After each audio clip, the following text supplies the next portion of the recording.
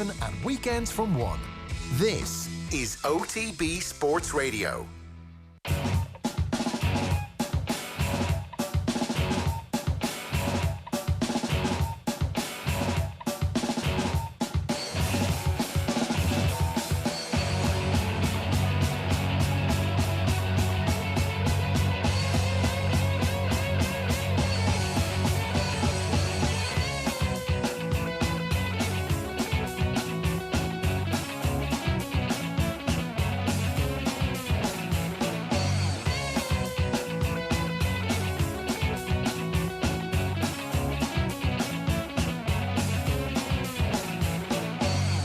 OTB AM. This is OTB Sports Radio. Anyway, good morning to you. Welcome along this Monday morning. We've got a very, very busy show between now and 9:30. We're packing in goodness. That's going to take you all around the world. We're going to talk rugby, going to talk football, going to talk hurling, going to talk about climbing Everest and nearly dying in the skies above Fiji. It is a very busy programme between now and 9:30. If you want to get involved, use the hashtag OTBAM. Eoin, Sheahan, good morning to you. Good morning. I think you can take out the word nearly there. Nearly? Talk about dying. Oh, yeah, sorry, yes. Yeah, full. What's on the other side? We're going to find out. Yeah, I'm very, very much looking forward to this Monday morning. Yeah, we don't always get to find this out. Very rarely, actually. One of my favourite scenes in The Sopranos, right? Christopher gets shot and dies. Spoiler. No, it's okay. He dies and he gets resuscitated. And he says he was in hell. And hell is St. Patrick's Day every day. Every day is St. Patrick's Day, and he's in an Irish bar, and the Irish are winning every throw of dice. And for this New Jersey mafia soldier, that's his notion of hell. So I wonder, like, do you go to heaven or do you go to hell when you're in the middle of the mountains or the clear blue crystal waters of Fiji? Maybe the afterlife for everybody is just seeing yourself in an Irish bar and the Irish are constantly winning. But for some people that is heaven, and for other people that is hell, so it all depends on your vantage We're on the right side, yeah. So we can ask Jason Black that later on, what his view on an Irish bar is. We won the genetic lottery by being born in this tiny part, and the whole afterlife is actually funneled through the 32 counties. And that's why we're a nation of such believers. Exactly, because we've all been dead at some point or other.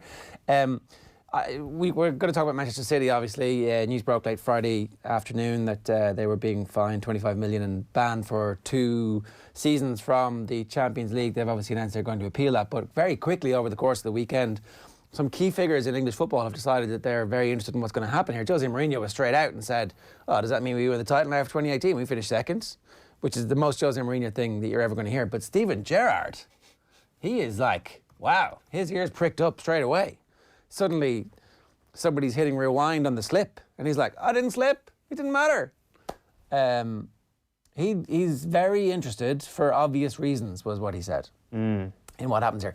What are the obvious reasons you think, Eoin? I have no idea what the What do you think Steven Gerrard thinks the obvious reasons are? Steven Gerrard is going to get himself a Premier League medal here, and that's he's got the sight of silver in his eyes, the silver sheen of a Premier League medal in his eyes right now. Is that possible? Is it possible that they strip Manchester City, that Liverpool and Manchester United combine for the first time to be joint complainants ever? Like they would be as one for the first time in football history. Well, I was thinking about this, and this all is very similar to what we've seen with Saracens recently. Well, hang on, because this is important, right? Because I'm like, what will the effect on Steven Gerrard's career be? He goes from being one of the great losers of English football to suddenly we have to go, this is the greatest footballer that England's ever produced. No, he can't. In Steven Gerrard's head it is. No, that's this is what he thinks. But like, before we get into the reality here of whether or not that would have happened, no. Like, getting stuff in retrospect does not mean this. It does. It doesn't. Ask any Olympian who's been upgraded. I'm sorry. Yeah. They will consider themselves by their title. And they are not Steven Gerrard. They are not Brendan Rodgers. Brendan Rodgers is suddenly. So there's a big difference here between Steven Gerrard's self-appreciation and our appreciation of Steven Gerrard, I would imagine. No, I think that you're going to find that if Steven Gerrard can somehow get his hands on this medal, that changes everybody's perception in his head of Stevie G. Well, he won a league. He won a league title. He carried that team. And Fernando Torres. He climbed the mountain first so that Sadio Mane and Mo Salah could Am I mistaken follow. this year? 2014. What's 2014? It was 2014, yes. Yeah. Steven Gerrard is a Premier League winner in hindsight. It does not change my view of Steven Gerrard. Well, change Steven Gerrard's view. Still exists. And Steven Gerrard's going to come around to your house and make sure you change your mind. And he's going to tell everybody in every communication that if it hadn't been for the cheating that was going on at Manchester City, they would have won the league. They're the rightful champions. It's like Carl Lewis. He is the rightful champion from Seoul, right? I mean, learned a little thing too about that. Aftermath, but anyway, he thinks he's the rightful winner. But the Seoul is a different. He's got the gold medal. Is it? That's like that's an extremely dramatic. It's an obvious. It's an very obvious. Whereas some Manchester City fans will come out and say, well, it's a couple of million quid here or there. We would have won the league either way. I disagree with that point of view, but I also disagree with the point of view that you can just rewrite history and that Steven Gerrard can feel a Premier League winner at this point. And how does that differ from his own point of view? Carrying a team through the Champions League group stages against Olympiacos and then eventually winning against AC Milan in Istanbul. That created enough of an identity as a footballer for. And here's the point at the end of it where he goes, look what I fulfilled.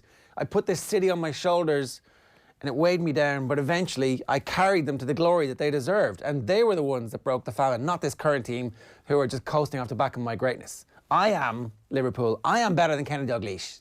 I am the greatest Liverpool player of all time. And it would have, legitimately, it would have transformed our view of Liverpool. It was the Suarez team, of course. It was Suarez and Sturridge, and Raheem Sterling would get a medal, which would be kind of ironic. Henderson was playing that season as well. Victor Moses in that team, Coutinho, that's that team from 2014. Kolo Touré.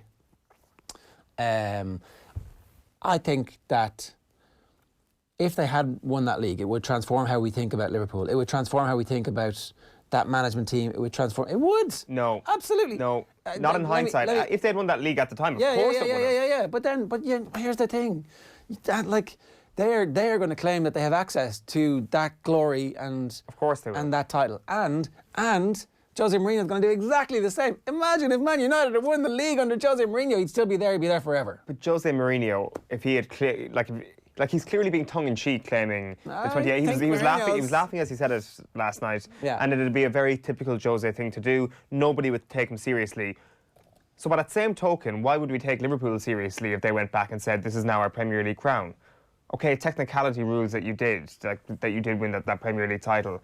But nobody will actually believe that was the case. Nobody will. Well, of course, there'll be a little asterisk beside Manchester City's Premier League title. But maybe Steven Gerrard will believe it. But it's a very different thing to expect Liverpool fans to actually believe it. This is their first. I guarantee you. Sky Sports News. If they could just get it awarded before this one is won, which obviously won't happen. But Sky Sports News will find a bunch of Liverpool fans to celebrate that. But just on that point, I've got every hope that the Premier League will actually strip Manchester City of that title. Both of them. Because they've looked at the Saracen situation and they've been like, yeah, that's fun. Deducting points, relegating a team. We're going to go one better and actually strip them. Football always needs to have the higher ground. I couldn't believe when the news came out on Friday night, but actually it makes perfect sense. And Premier League are looking at UEFA saying, yeah, I will see your banning of championships or banning of taking part in your future tournaments, and I will raise you one stripping of championship. All right, very quickly, the news from overnight. Rory McIlroy did not win at the Genesis Invitational overnight. A final round of 73, 2 over par, saw him finish on 8 under in a tie for 5th. The new world number one held a share of the league going into the final round of the competition that was eventually won by Australian Adam Scott on 11 under, giving him back-to-back victories. Tiger Woods finished up last at 11 over and 22 strokes off the lead, so not in great form for Tiger at the moment. Mikel Arteta says he hasn't given up hope yet of finishing in the Champions League qualifying places, and who knows, 5th might be good enough. Their 4-0 win against Newcastle yesterday afternoon means they're 7 points adrift of Chelsea, who are 4th in the Premier League table, but if City's ban from European club competitions is upheld, qualification obviously extends to 5th. Mick McCarthy's going to have a nervous wait over the fitness of Kieran Clark, who was injured twice in about 5 minutes yesterday. Listen to the commentary that the lads had in that game. He had a knee injury that looked like it was fairly serious, got up, ran it off, and then got an ankle injury 2 minutes later. So it seems serious, doesn't look good. Steve Bruce said they'll know more in the next 24 to 48 hours. Obviously, Spurs are up to 5th and into the Champions League qualification places at the moment. They beat Villa 3-2 with a last-minute howler, giving Son the opportunity to stick it past the brilliant Pep Reina in goals for Villa, who saved a penalty before Son managed to bundle in the rebound. Massive game of the league tonight. Chelsea welcome Manchester United at Stamford Bridge. United beat them 4-0 the last 2 times these two sides met in the opening weekend of the season. Things have changed since then. Kickoff is at 8 o'clock and updates across the day on Off the Ball tonight on News Talk. In Gaelic games, Cork sit third in Group A of Division 1 of the Alliance National Hurling League this morning. They just beat Westmeath 3-12 to 1-14. And Clare, top of Group B, they beat Eddie Brennan's Laois at Cusack Park 17-9 with Tony Kelly going off again. Kilkenny sit one place above Wexford on goal difference despite Davy Fitz's side beating Kilkenny by 2 points yesterday. Wexford Park finished 116 to 114. Ryan O'Dwyer is going to join us in the studio a little bit later to talk to us about that. And in ladies football, Mayo have 2 wins from 3 in Division 1 of the Lidl Ladies National Football League. They beat Waterford by 6 points to 2 in terrible conditions in Swinford yesterday. Tip, meanwhile, got their first win of this year's campaign, beating Westmeath 11 points to 1-6 in Banshee. And Sean Murphy beat Kieran Wilson 9 frames to 1 yesterday evening to claim the Welsh Open. Here's what's coming up for you on the show this morning. Ryan O'Dwyer is going to join us in about 10 minutes' time to look back at the weekend's hurling and talk about the state of the game. The sin bin has become a big issue, referred to as hilarious, and he didn't mean it, by Brian Cody in the aftermath of yesterday's defeat to Wexford. Top 5 stories of the day that we're covering for you this morning here on Off the Ball and on our website, offtheball.com. Football with Kenny at 8:20. We'll get his reaction to Manchester City news. Alan Quinlan is going to join us as it's a Triple Crown decider for Ireland against England at the weekend. We start our countdown to that. Sam Lee is going to talk to us about his remarkable career running around the world, climbing mountains and generally being the Irish Bear Grylls. And Sam Lee's going to talk to us about Man City. Jason Black is going to talk to us at 9:15 about all that. Sam Lee's going to talk to us about Man City. It's Sam Lee of The Athletic. Little bit carried away. Maybe he does that as well. Yeah, well, that would be an interesting little sideline for sports journalists not noted for that kind of stuff. Right, time for the papers. OTB AM. Back page of the Star starting for you this morning. You've got to go. It's Alessandro Del Piero telling Pep Guardiola that he's got to go. He's got to join Juventus. Pep Guardiola obviously making the right noise at the moment that he's going nowhere. He's going to sit with Manchester City and grind this one out. The headline in the English Star is, our team who finished second in 2018 going to be champions now? Jose's jibe over City ban. Many's the word spoke true in jest. That's what I'm thinking there. Jose's just putting that out there. And Loughnane, Ennis yesterday was irresponsible. Conditions were as bad as I've ever experienced. And then obviously we're looking at a fixtures backlog. What are we at? 17th of February at the moment. And it's going to be a difficult April for Club Month. It sure will. We'll get into that with Ryan O'Dwyer very shortly. It is hurling on the back page of the Irish Independent as well. Storm Davy rips up script. Of course, Davy Fitzgerald saying afterwards, the record means nothing to us. And it's only the league, but still an ecstatic Davy Fitzgerald there. The record of having beaten Kilkenny 6 times in a row? Well, not having lost to them in 6 consecutive games.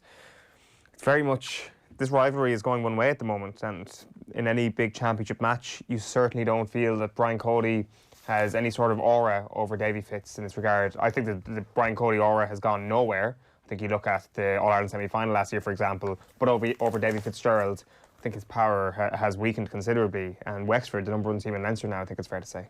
It's not now, but I think it's just further proof that is certainly the case. Right. I feel power rankings coming on. Yeah, let's do it this week. I feel we keep saying we'll do that and we never get around to it. Well, I mean, my fault. 7:43 this morning here, taking you through the Irish Times. Fitzgerald delight as Wexford dig deep to see off Kilkenny in fairly horrific conditions, but it was worth it, I think. Ireland's informed back row trio set to be retained, so Jerry Thornley says only one change for the England game from Ireland's squad perspective, and that's Max Deegan dropping out of the matchday 23, Caelan Doris coming onto the bench, which means Peter O'Mahony keeps his place. And Solskjaer unable to confirm that Pogba will play for Manchester United again. This is ahead of the Chelsea game tonight at 8 o'clock. Ole Gunnar Solskjaer is refusing to say that. Of course, I'd like to say that as soon as he gets fit, he'll be good enough to play, and I'm sure Paul's desperate to play for us again, but didn't actually say that he would. Irish Examiner this morning leads with a fantastic photograph from Wexford Park yesterday. Above and beyond, Davy delight as Wexford and Kilkenny whip up a storm. Jack Anderson is writing about the slow but sure winning race in GA administration. There's tribute to plenty to Gareth Fitzgerald in the Irish Examiner this morning. Sun shining, Spurs snatched dramatic late winner while Arsenal hit 4, and Derby delight, upper hand star of the show at Clonmel. Of course, yesterday, Tiger Roll made his return to racing. Tom Malone will be with us later on to give us a lowdown on that. The Times of London. Guardiola will stay and fight despite ban, but it's the sub-headline. Gerrard hints at retrospective action over 2014 title. I'm sure they'll appeal, so we'll wait and see what the outcome is on that, said Stephen Gerrard. Then we'll see whether the Premier League act if you look at the severity of the punishment from UEFA, something has gone badly wrong. Until I get the punishment from the Premier League, I won't comment. But I'm really, really interested in it for obvious reasons. Because he thinks he's going to win the title. And he thinks everybody's going to retrospectively go, wow, Steven Gerrard, you've got a league title and a Champions League. That catapults you to greatness. You broke the famine. You're the greatest Liverpool player of all time. That's what he thinks. Who deserves more credit, Brendan Rodgers or Steven Gerrard? Well, I mean, it's an orgy of credit that they'll be giving each other. Do they do like a retrospect? Luis Suarez bouncing in, by the way, going, lads, settle. Well, do they fly the likes of Coutinho and Suarez in, get an open top bus and celebrate this now? Yes. I mean, wouldn't you? Did you see there's like, there was the chief executive, the Liverpool chief executive had to come out and say, look, we're not signing Steven Gerrard on a 5-day contract. Did you see that? That was a real thing. I mean, Mary Hannigan's reporting it today. That was, that Liverpool fans have been like, oh, sign Stevie G so we can win a medal. And he's like, really? I have to actually talk about this in public? No. The Mirror is Juve got to go. Pep, Alessandro Del Piero among the voices telling him to go to Juventus. Pep Guardiola privately, it seems, not so keen on going there for the time being. We'll wait until the appeal is heard, I'd imagine. Another verse at Villa is the headline on Aston Villa 2, Tottenham 3. And Clark a doubt for playoff after a serious ankle knock. It did not look good yesterday for Kieran Clark coming off against Arsenal. And Cody's black humour on new rules. Brian Cody and David Fitz, I think it's fair to say, very much against the idea of a black card in hurling. The Telegraph, perfect sun. Striker stoppage time winner put Spurs in sight of Champions League. Heartbreak for Villa, really, but they were out on their feet and couldn't just keep Spurs. Just couldn't hoof the ball clear in the 92nd minute. It was a shocking error. Just hoof it, and he played so well up to that point. So, look. It is that story on the back of the Guardian. Sun strikes to put Spurs 5th, and City are suffering. Mikel Arteta has been speaking about this, revealing Guardiola's heartache at European ban. So, he's talking about, he says, I was shocked in being in contact with Pep and the people at the club that I know. I feel for them because I know they are suffering. I just want the best for Manchester City because that is the way I feel. I don't think we know at the moment what can happen. If there's any further action for other clubs, I don't want to guess. Good headline in the back of the Daily Mail this morning. City are united. Euro ban won't force Pep or his players out. Now, that's what they're saying. They've got three different reporters working on this. Other papers are saying that Pep fears his best players will be forced out by this move. That, now's the time for the agents of some of those players to go, right, I don't actually want to not play in Europe. And I also don't want to be damaged by association with this regime, which has obviously boobed so spectacularly. Yeah, it can, it will all come down to money at the end of the day, won't it? Like, will there be compensation for the Champions League clauses in certain players' contract or European trophies? If they can make that up, they might stay, and then also the prestige that perhaps comes with their endorsements by not being on the biggest stage midweeks, for example. But you'd also then immediately make them favourites for the next 2 league titles if everybody stays, right? On the basis that they don't have to go to wherever midweek and play. They're resting their players. Unless Liverpool just continue to exist at the level they exist at, because even Manchester City without the Champions League might struggle against this sort of form. Especially because they won't be able to sign all the players they would have been able to sign. Great headlines on the back of the Irish Sun this morning. Dell's boy, Juve legend Al, it's Pep's destiny to boss us. And top of the morning to you, Black Talk downed. Brian Cody and Davy Fitzgerald have hit out of the plans to introduce a black card to hurling. The boy in hurdle is the front page cover of the Racing Post supporting role. Elliot thrilled as Tiger rolls home in 5th on return behind stablemate Cracking Smart, and Davy Russell was on board Cracking Smart, and Keith Donoghue we had in the studio for Friday Night Racing. Very happy with the performance of Tiger Roll coming in 5th. Obviously Tiger Roll goes to Cheltenham and then we'll end up going to Aintree as well. And Herald is the final one for me. Mane Steele, return of Liverpool superhero, massive boost, says Gomez.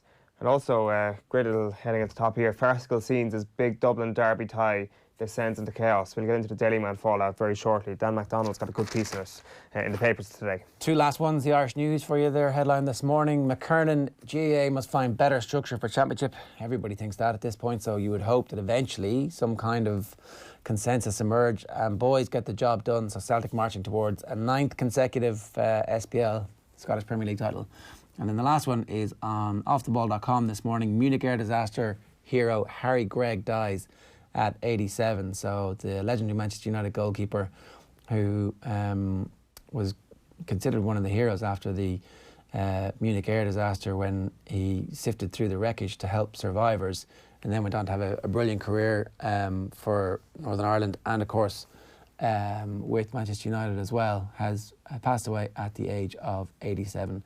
Obviously tributes flowing into him. We'll bring you some of the archive material that we have with Harry Gregg from years past as we get to it today a little bit later on. So if you want to get in touch this morning, you can use the hashtag OTBAM. Former Dublin hurler Ryan O'Dwyer joins us in studio next. First, here's Cliona Foley, presenter of Off the Bench, and Mark Gallagher of the Irish Mail on Sunday in studio for the Sunday Paper Review, talking about the GPA calling out the GAA after Tom Ryan's annual report. I'm with them on this, and I'd rarely agree. I don't agree a lot with Colin O'Rourke on things, but I do agree with him in this case. It's like they took offence at something that actually nobody was given offence to. Tom Ryan was saying the costs associated with intercounty are spiralling, and we've got to get a hold on them. The GPA then came out and said, we're the people who are creating all of this, and we're your most important asset, and you can't be basically saying, without saying it, you shouldn't be criticising us. But he wasn't criticising them, and I think that's the mistake. But this point about the GPA we're making, that we're the revenue generating machine that allows the GAA to compete with rugby and soccer and other sports. First of all, nobody was saying that this was their fault. The fault is with managers, I think. The fault is with people building up these huge backroom teams that are costing so much money, and also maybe in how they're spending the money. And as Tom Ryan acknowledged, the length of the season. The length of the season, the fixtures. His hands up, actually. This is exactly, he did make that point.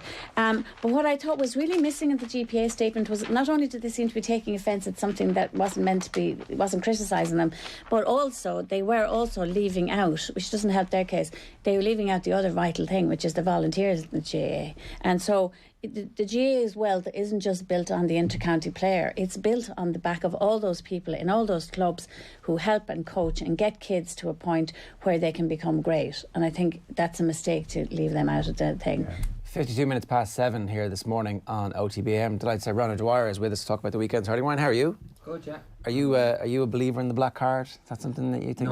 No. I've yet to meet somebody who has ever hurled who actually thinks the black card is a good idea for hurling. Well, look, when you're making a decision like they're going to make, well, first of all, if you're making that decision, test it out in the Walsh Cup or the Waterford Crystal. There's no need to. I know the way Congress is on in late February that they can't really do that, but put it in place now for next year's Walsh Cup or whatever. But there's no need to be bringing it in now for the end of the league and start a championship or anything like that. It's just throwing everything off kilter.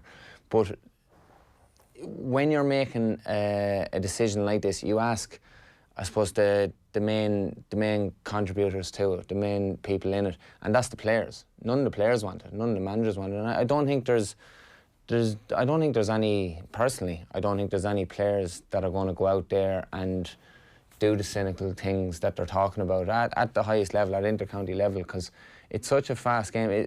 I might get crucified for this now, but football it's a bit of a slower game, and it's a lot more tactical. It's like there's more opportunity to be cynical. There's more opportunity. It's like American football. Everything is structured. So there's a lot more opportunity. Hurling, yeah, you'll have your cornerback pulling and dragging when the ball is up the other end of the pitch, and the ball is dropping in between you. You're fighting for the ball, but it's more of a raw aggression. So mostly it doesn't happen, but when it does happen, what is a suitable punishment? Oh, well, you're probably asking the wrong person there. Play on. I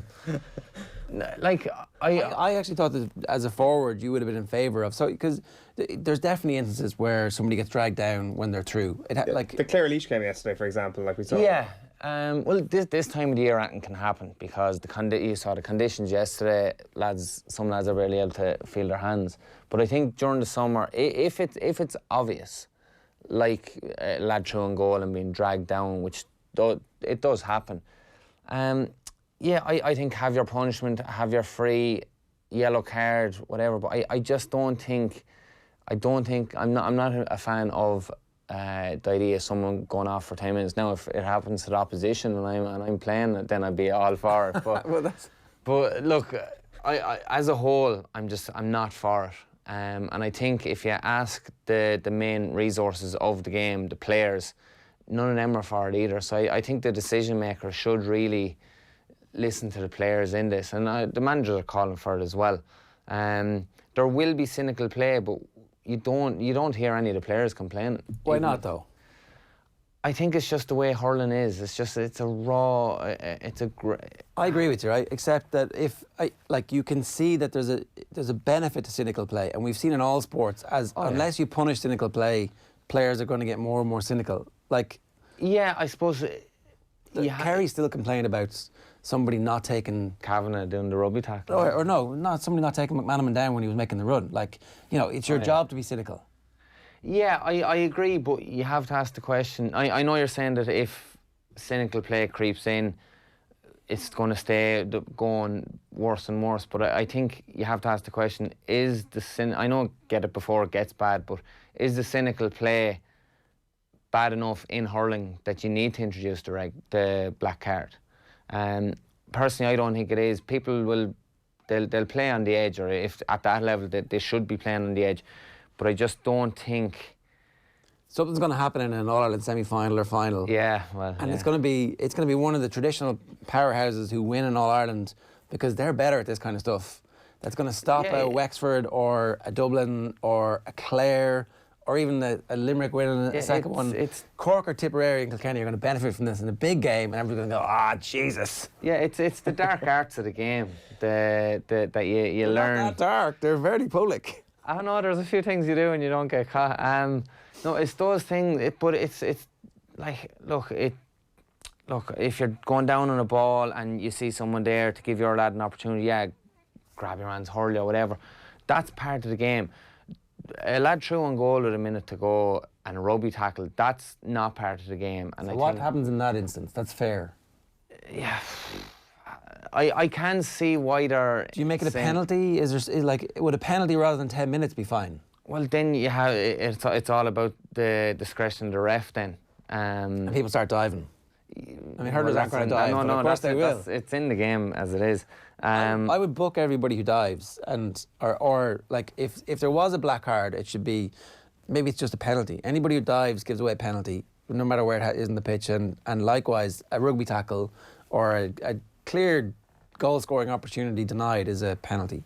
And yeah, I agree 100% with that, but that's going to cause arguments as well because it's like everything. There's one man in the middle of the pitch that dictates all this. Yes. And look, not for love nor money, never would I become a ref because no matter what they do, I can't curse here.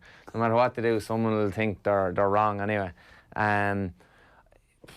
I don't know, would a way of introducing that, maybe a ref on each side of the pitch? Or empower the umpires and make them referees. Yeah, I agree 100% with you there, but you see at intercounty level, a lot of them are the 60-year-olds wearing the glasses that are out for the day.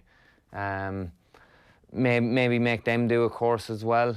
I don't know, make them do maybe they have to be qualified referees, just not at intercounty level, maybe a club ref, but someone that knows the rules can contribute to the decisions that the ref makes. That makes sense.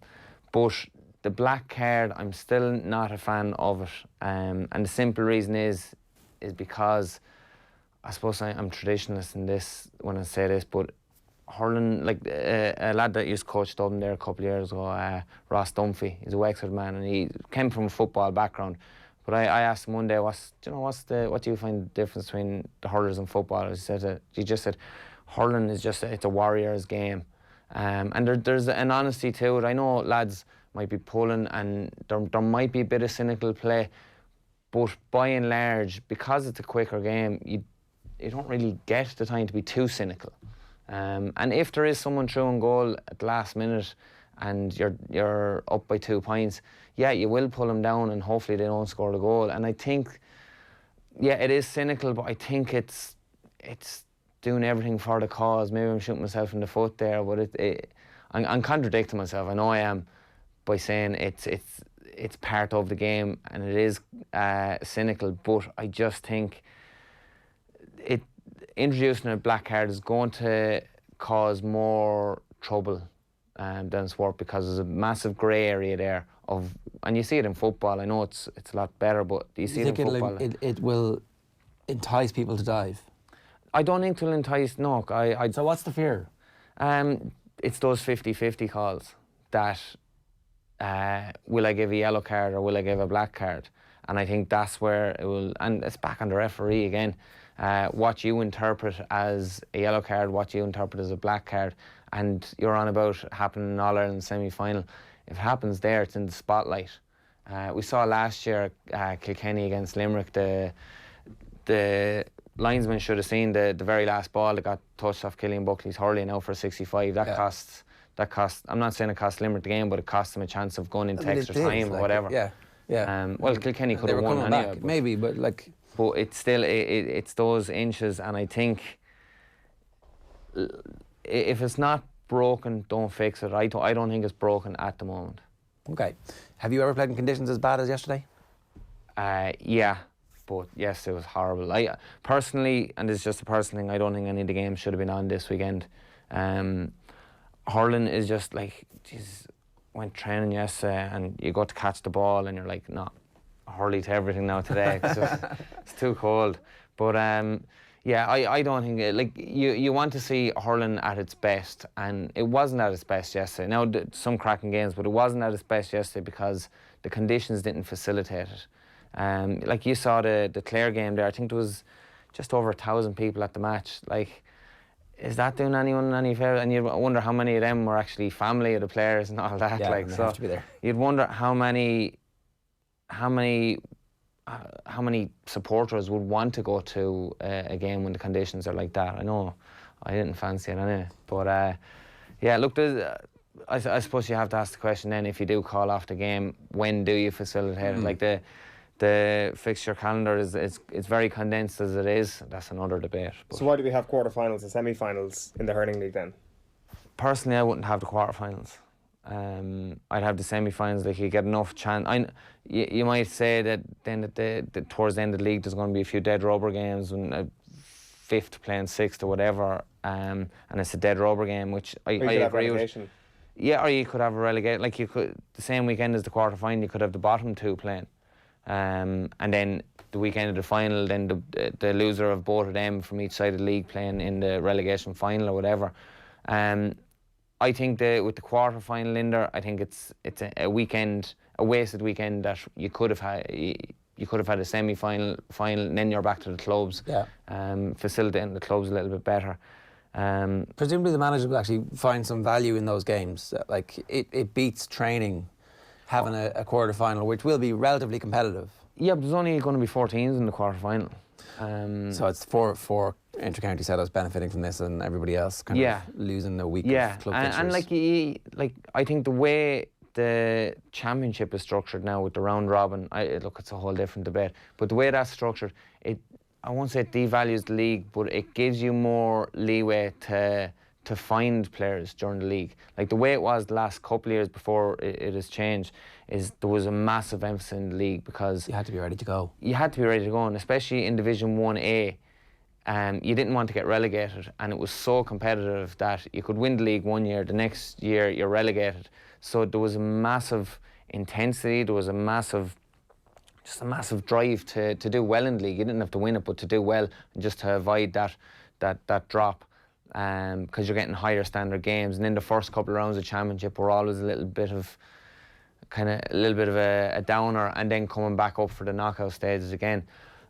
But I just think, I think the league, the way it is now, I think it's what it should be used for, to find players, develop players. I know that you can't control the weather, but just to find players and have your best team for the championship. At times, though, we are getting great encounters, and if it was a good day yesterday in Wexford Park, we would have got a brilliant game. I suspect, I think even in the conditions, it was very exciting. According to John Fogarty's match report, there was booming dance music coming out of the Wexford dressing room after the encounter. This matters to Davy Fitz. He will say that the record doesn't mean anything at all, no losses in 6 games against Brian Cody, but this matters. Like, winning that game yesterday was huge for Wexford. I think psychologically it's massive, because I always compare Kilkenny, and it's probably the same when I was playing with Dublin. Kilkenny are like the All Blacks. It's the whole aura about them. It's the culture about them. It's they nearly have a lot of teams bet before the game even starts, because it's Kilkenny. Especially we'll say the early 2000s, mid 2000s, the players they had then were phenomenal, but that whole aura about them continued. And I think if Wexford, and if it becomes a habit with him that they're used to beating Kilkenny, they won't have that fear. They won't have that fear that a lot of teams have against the All Blacks when it comes to rugby.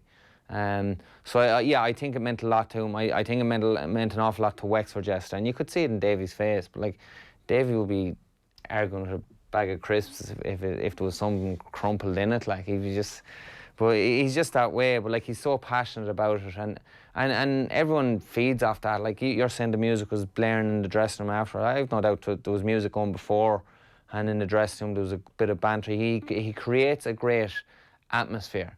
And this is speaking not just people in the Wexford dressing room, people in the Clare dressing room, people previously in the Waterford dressing room. He creates a bit of I suppose, a few situations, kind of an us against them situation, a siege mentality. He definitely creates that, and you can see that in every interview he gets. Everyone is conspiring against him. But I think in a dressing room, it's like he creates a family situation where it's a situation that every team should want to get to, but I don't think everyone has the power to create that environment. But he definitely has that, where it's a family, it's all us, we're in this together. And you know, I think the game against Kilkenny will stand to him. Now it is adding fuel to fire for Kilkenny when they come up against Wexford again, because you don't want to give Kilkenny any motivation. But I think psychologically they're not going to fear Kilkenny now, especially I think the last 6 times they've played, they've won 5 of them and drew 1 or something similar to that. How did you manage to break down the aura of the All Blacks element of Kilkenny? Well, I'll tell you, we had a great man in with us at one stage, Declan Coyle. I'm sure you've heard of him, the Green Platform. I'm just plugging his book there, The Green Platform. He was in with us. He gave us a belief, and I suppose gave us a confidence in ourselves. And then who we had in the sideline was Anthony Daly, and like, he's another cut from. I've never met a St. Clair person, to be honest. So I've said that plenty in the past. They're all. There's a screw missing with all of them. I think the further west you go, it's just they're all crazy, but especially Clare.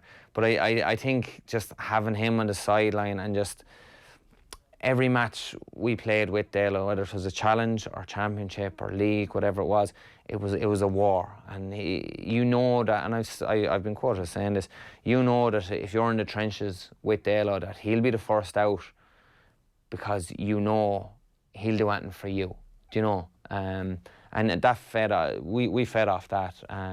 So I think there's a few things that got us over the hump against Kilkenny. But then, like, we might go out a couple of weeks after, play them again, and we'd be brutal. We weren't consistent.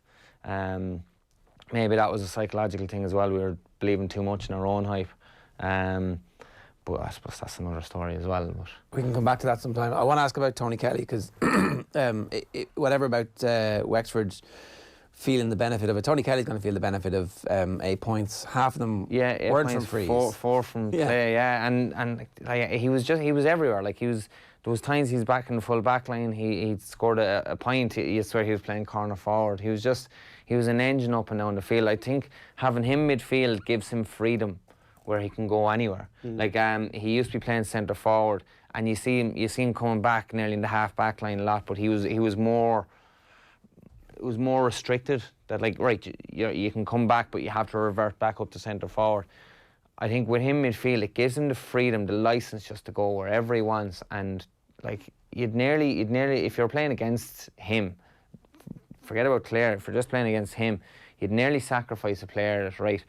You have to follow him no matter where, just to cancel him out. Like, and very hard to do, though, right? It's very hard to do that, because any player, they want to hurl themselves.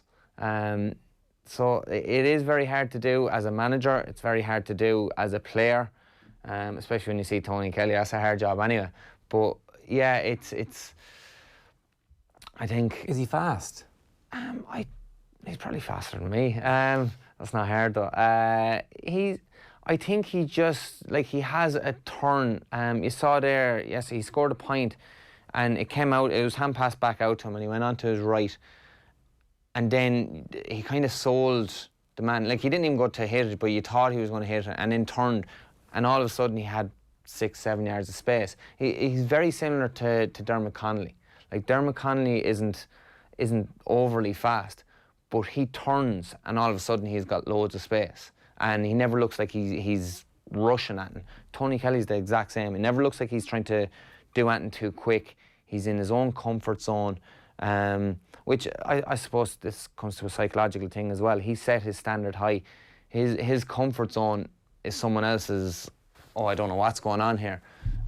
He's only 26. I had to look it up there just to make scary. sure. Like this should be his peak. Yeah, you'd imagine he's hitting his peak now. Like my first intro, I didn't hear him until 2012. We played Clare down in Cusack Park, and he scored the winning goal in the qualifiers. And like, who the hell is this lad? Like, I never even heard of him before. It seems like ages ago, and he's still only 26. Like, yeah. It's crazy. But look, I think he's hitting his prime years now. And if he can get the supporting cast around, I'm not saying it's going to be a one-man show, because Clare had a lot of performers yesterday now. Like, there was a lad cornerback, Corrie. Never really heard of him, and I thought he was phenomenal yesterday. Sheahan, when he came on, was just phenomenal, and there was a few. McInerney out to midfield. I suppose I played against him, and I was full forward, he was full back, and I was like, I hate this lad. So as a full forward, I'd be delighted to see him go out the pitch, but like he played really well yesterday. Like, if you'd have said it to me beforehand, I'd have said, do you know, I'd be keeping him full back, maybe centre back, whatever. But seeing him yesterday, I was like, yeah, do you know, you're onto something here. So I think he does have a supporting cast around him, but like the way he carries himself, the hurling he does, and he's not greedy. Like, he lets the ball off. He's not, oh, I'm going to go on a solo run here. I'm going to take a shot from 90 yards under pressure. He'll let the ball in, and he'll take a score when he has a chance. It's interesting how that middle third in hurling at the moment seems to be a fairly fluid thing, because you talk about Tony Kelly going between 11 and midfield. If you look at the Dublin game, then you've got a lot of scores coming from Ryan McBride in midfield. You've got Chris Crummy, who I think was wearing 6 but is playing as a centre forward essentially. Yeah, he started the game midfield, right, but then in the second half he went centre forward a couple of times. I don't know, was he, see, like you said, it's hard to see in a game. The kind of, I'll say the half forwards and midfield are nearly playing as one unit, but like, it looked as if he was centre forward, but then he was coming back towards the middle of the field. Whether that's an experiment that will work, I don't know. But like, to answer your question, yeah, I think the way hurling is played, lads are hitting the ball further. The ball is a lot better than it was maybe 15, 20 years ago. The striking is better. I think the midfield is nearly being bypassed at some stages. So I think it gives the two midfielders, nearly one of them, a chance to nearly sit and play as 7 backs. One of them has a chance to go forward, play as 7 forwards. And it just, yeah, you saw Ryan McBride. What did he score? 2 points anyway. He definitely scored 2. But yeah, he loves shooting anyway, to be honest. But like, he was just driving through the middle the whole time as a support runner. I don't know, have Dublin been working on it, that when someone gets the ball in the half-hour line, that if they can't go themselves, that they know he's going to be running off their shoulder, like a crash ball in rugby or something. Last question for you about this. How are Dublin doing at the moment? Where are they in their evolution? If you ask me this next week, I'll give you a better answer, because I think they've played Carlow and Laois 2 games that they were expected to win. Especially Carlow are missing a few lads, but I think 2 games they're expected to win. The Kilkenny game was very disappointing. Kilkenny are missing so many players. I covered the game that day, and I was very disappointed.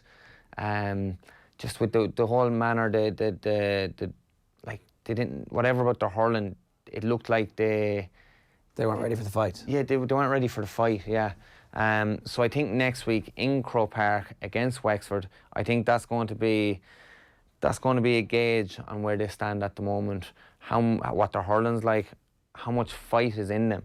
Because at the end of the day, give me 15 dogged, determined hurlers rather than 15 flashy hurlers. You know, they'll be the ones that will grind out a victory. And do Dublin have it? I think they do.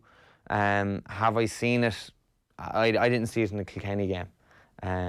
So it remains to be seen. Next weekend is going to be, I think, an eye-opener, hopefully in a good way. Hopefully the weather's a little bit better next weekend. We actually get to see what it was like. Ryan, good stuff. Thanks a million for popping into us in the studio this morning. Now we're back talking football with Kenny Cunningham in just a minute. OTB AM. This is OTB Sports Radio. The OTB Brief. Everything you need to know about sport every morning. Need to get on top of the day's sports news? Well, the OTB Brief is the only sports update you'll need every morning. With all the breaking stories, post-match reaction. They had one more day to rest. We were really in trouble to build the team. And the best bits from off the ball, all in a 10-minute podcast. Oh, sweaty palms. Of course, you guys know what it's like, but that was nervy, yeah. The OTB Brief, online every morning from 7 a.m. on offtheball.com, the Go Loud app, and everywhere you get your podcasts. Come the day and come the hour. The time has come to get behind your team. Be part of all the Six Nations at D2, the home of sports. Watch all the games with action as epic as our 20-foot monster screen. Soak up the atmosphere with tempting matchday specials. Then keep the buzz going with music through the night. This Sunday, see Ireland take on England. So why not give it your all? Answering Ireland's call. For reservations, email info@d2.ie. D2, the home of sports. OTB AM. Jack Grealish at times in that game was unplayable, constantly involved. We were a bit frustrated at times. Maybe in the first half he didn't take it on himself and he was unselfish. We got very depressed about Declan Rice leaving the Republic of Ireland. Everyone was upset with Jack Grealish. Like, when you compare the two and where their careers are going right now, like, is Grealish really the one who got away? I've said from the get-go that we would definitely miss Jack Grealish more than Declan Rice, and not because Declan Rice is not a good player. Jack Grealish is an exceptional footballer. He is 100% going to go to a bigger club than Aston Villa, and that's Villa aren't a big side. They're a huge team in English football, but they're not where he needs to be for his club, his team, his form to go further. He should be winning things. He's that good. I've trained him for a long time at Villa, and honestly, he's just all round a very good player. And what's improved has been his mentality. He's got stronger about that. He's, off the pitch, he's better with what he does it with himself, and he comes out and he puts in a performance. Every time he got the ball today, he did something good with it. He rarely gave the ball away. He was driving at the heart of the defence, and it was absolutely missed a trick for Ireland. And what would we do to have something like that in our team now? But he will go on to play for a huge club. I have no doubt about that. Oh yeah, at some point in our lives we'll all get over the fact that Jack Grealish was on the bench and could have come on and could have played. Anyway, look, let's ignore that. Kenny Cunningham, good morning to you. How you doing? Morning, lads. Just very briefly about that Villa game. A defeat like that... I never do that in brief. Yeah, you know that. I know.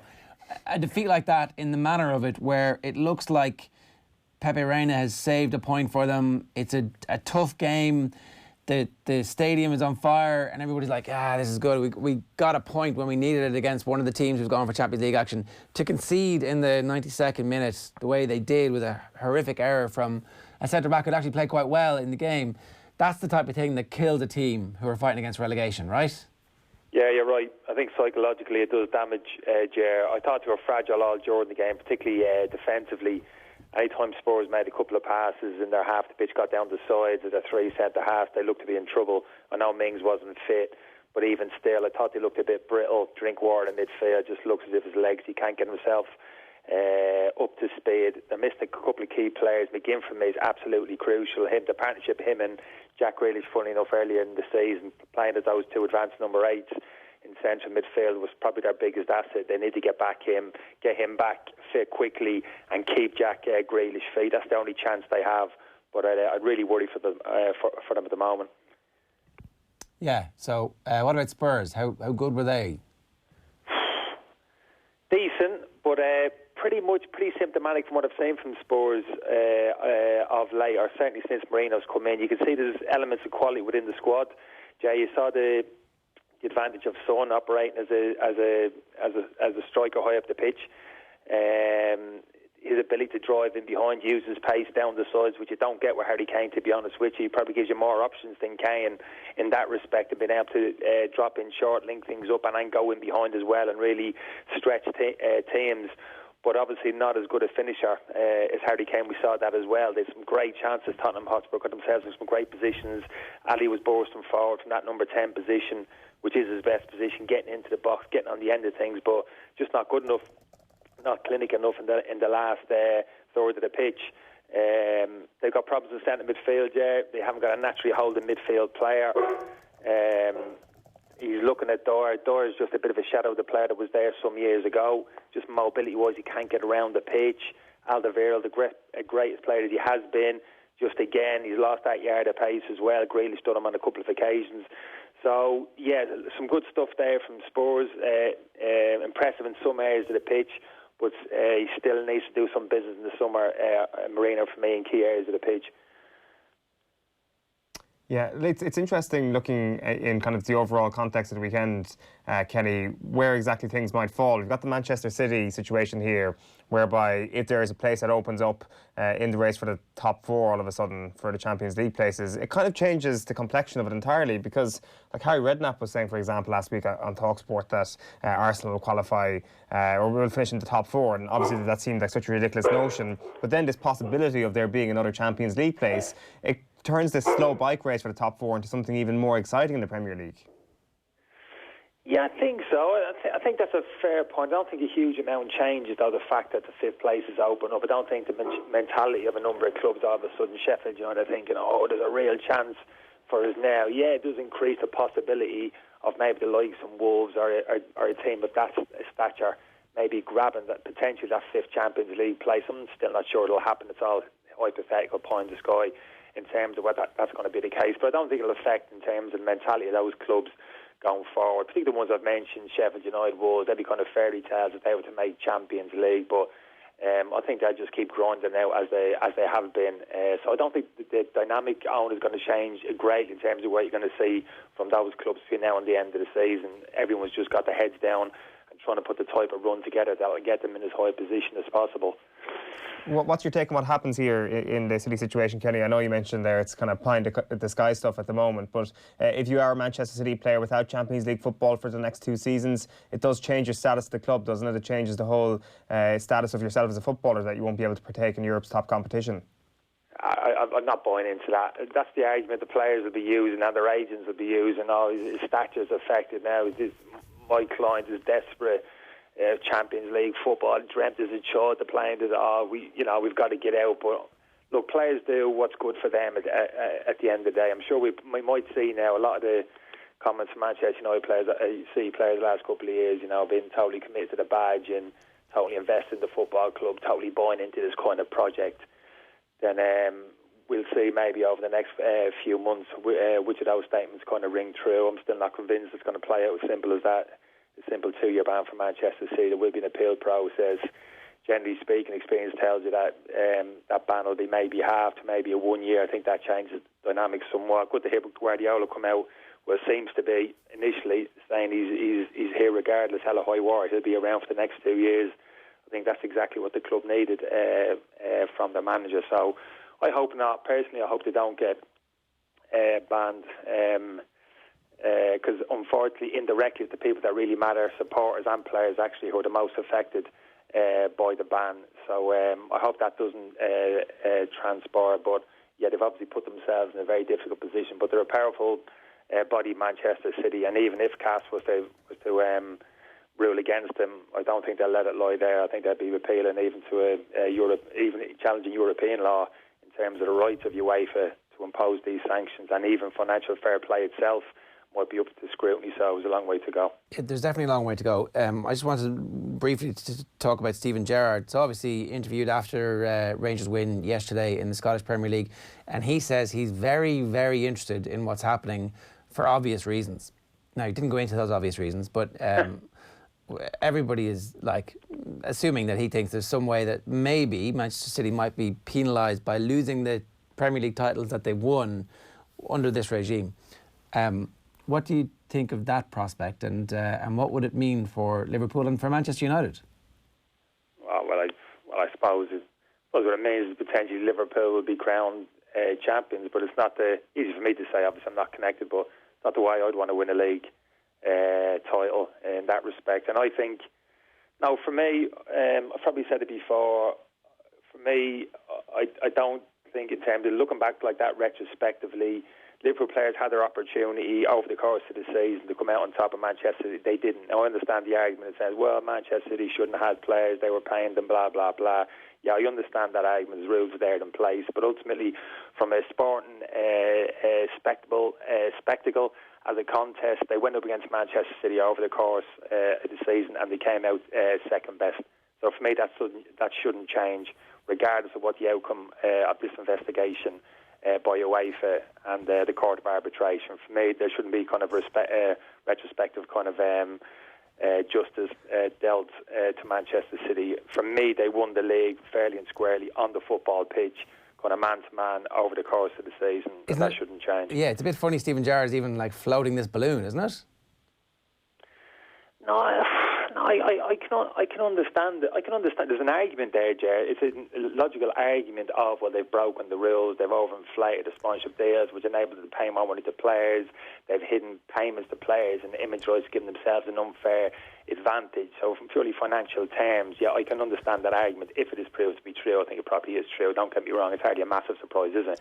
A big surprise to you, Ger, around, is it, in terms of what's actually come out here. But for me, it's a big, massive step then in terms of, let's look back in terms of what they've won, every trophy they've won during that period of time. Let's take it off and let's hand them to the next in line. That becomes almost farcical to me. I think in a sporting context, they actually earned those trophies. The players deserve them, and that should remain intact. Do you not think for Liverpool's open top bus tour this year, they could have like Brendan Rodgers and Steven Gerrard in another bus behind this year's squad, just celebrating the 2014 Premier League title? Well, maybe if that keeps Steven Gerrard happy, maybe so. Just maybe getting towed along in a little hiace behind the main open top bus if that's what they want. But like I said, that's a pretty hollow feeling. I know we're joking about it, but that's a pretty hollow feeling. Isn't it? So I don't like to hear that kind of conversation, to be honest with you. But yeah, it certainly kind of warrants potential. It'd be interesting to see how it pans out. But I'd be very surprised if we go into next season with the Court of Arbitration upholding UEFA's decision and Manchester City banned for 2 years. I think there's a long way to go in this process. The other game yesterday, Arsenal against Newcastle United, Kenny. From an Irish perspective, obviously the Kieran Clark injury news is probably the most eyebrow-raising. Got injured twice in the game. Looked pretty bad. How does that impact Mick McCarthy's thinking for next month? Probably not greatly, Owen, in all honesty. I think Kieran certainly would have come into contention. I think Mick would be sticking with an orthodox kind of back four. I think if you had been arguing 3 centre-half, certainly Kieran would have pushing strongly for a starting place. But I think Shane Duffy and John Egan are starting too for the game in Slovakia. So I don't think that'll change. It would have been great to have the option of Kieran. He's a good player. I like Kieran. He's comfortable on the ball, a kind of naturally left-footed player in terms of the balance of the team in that area of the pitch. So, yeah, hopefully he gets back as soon as possible. To blow for him, he's had his injury problems. But in all honesty, I don't think it'll impact on us too much, certainly in the foreseeable future. I don't know, do you want to talk about Arsenal and how great they looked in the 90th minute? That was like the best final 5 minutes I've seen the team play football all season on. Well, I mean, if you've got players like Alexandre Lacazette and Mesut Ozil scoring goals, Kenny, it surely can't be a bad thing. You've obviously got 36 uninterrupted passes. That was like watching Liverpool of the 1980s. It was like, yeah, absolutely. That's exactly what Arsenal in the League Cup game. In the Carling Cup era specifically. Like, you've obviously got more sustainable aspects of this squad, like Bukayo Saka at left back turning into what looks like an unbelievable talent for Arsenal, and then you have these glimmers like Lacazette and Mesut Ozil. Is it something that perhaps can lead to future success down the line this season? Can they go all the way in the Europa League potentially? Like, I really still don't buy the idea that Champions League qualification via the Premier League is going to happen for them, because they do have a couple of very, very tricky fixtures. No, but they're heading in the right direction, Alan. That's the most important thing. There has been improvement there for me under Arteta. You saw it very quickly in terms of just the basic organisation of the team, in terms of the tactical setup of the team. They clearly they're better drilled, but they're certainly taken on board the messages from the manager. There's kind of clear thinking in terms of how he wants them to play, the intensity they play at these days, the way they hunt around the pitch. You get physically aggressive with people. There's clearly been a massive upturn in that respect. Some of the younger players there clearly brought in. So you've mentioned there Martinelli as well, didn't play yesterday. A huge talent as well. So they're heading in the right direction. I can't see Champions League this year, apart from obviously through the route of Europa, because I think you can get on a roll. It does happen, lads. You can get on a roll second half of the season, confidence, keep your key players fit. And that's a competition you can tiptoe your way through. Manchester United a couple of years ago without playing like scintillating football, and got themselves a European trophy and Champions League qualification. So it is possible for Arsenal. There's still a lot to play for. But the important thing is they're heading in the right direction. It looks like they got the right man in place, strong character, good coach, good organiser, and that's fundamentally what's been crying out for some time. Arsenal's win puts them up to 10th. They're just behind Manchester United in the table. Obviously, Man United are playing tonight at Stamford Bridge against Chelsea. This is a very, very big game if Ole Gunnar Solskjaer is going to inject some confidence into his entire era at Manchester United. They need to be able to at least credibly challenge for the top four, and there's no way they're going to be able to. It doesn't look like they're going to be able to come back if they lose tonight. So how do Manchester United approach an away game against Chelsea knowing so much is on the line? Well, I suppose if you're talking about, well, I suppose there's a psychological aspect and a tactical aspect to the game. That comes to the manager, how he sees it. I actually think some of the big games during his tenure there, Ger, I'm thinking back when he first came into the football club, I think tactically he's got a spot on. And probably the Manchester City game earlier this season at the Etihad was the greatest example of that. I thought it was brilliant in terms of the tactical setup of the team on that particular occasion. Big game, huge pressure on the players. I thought he got absolutely spot on.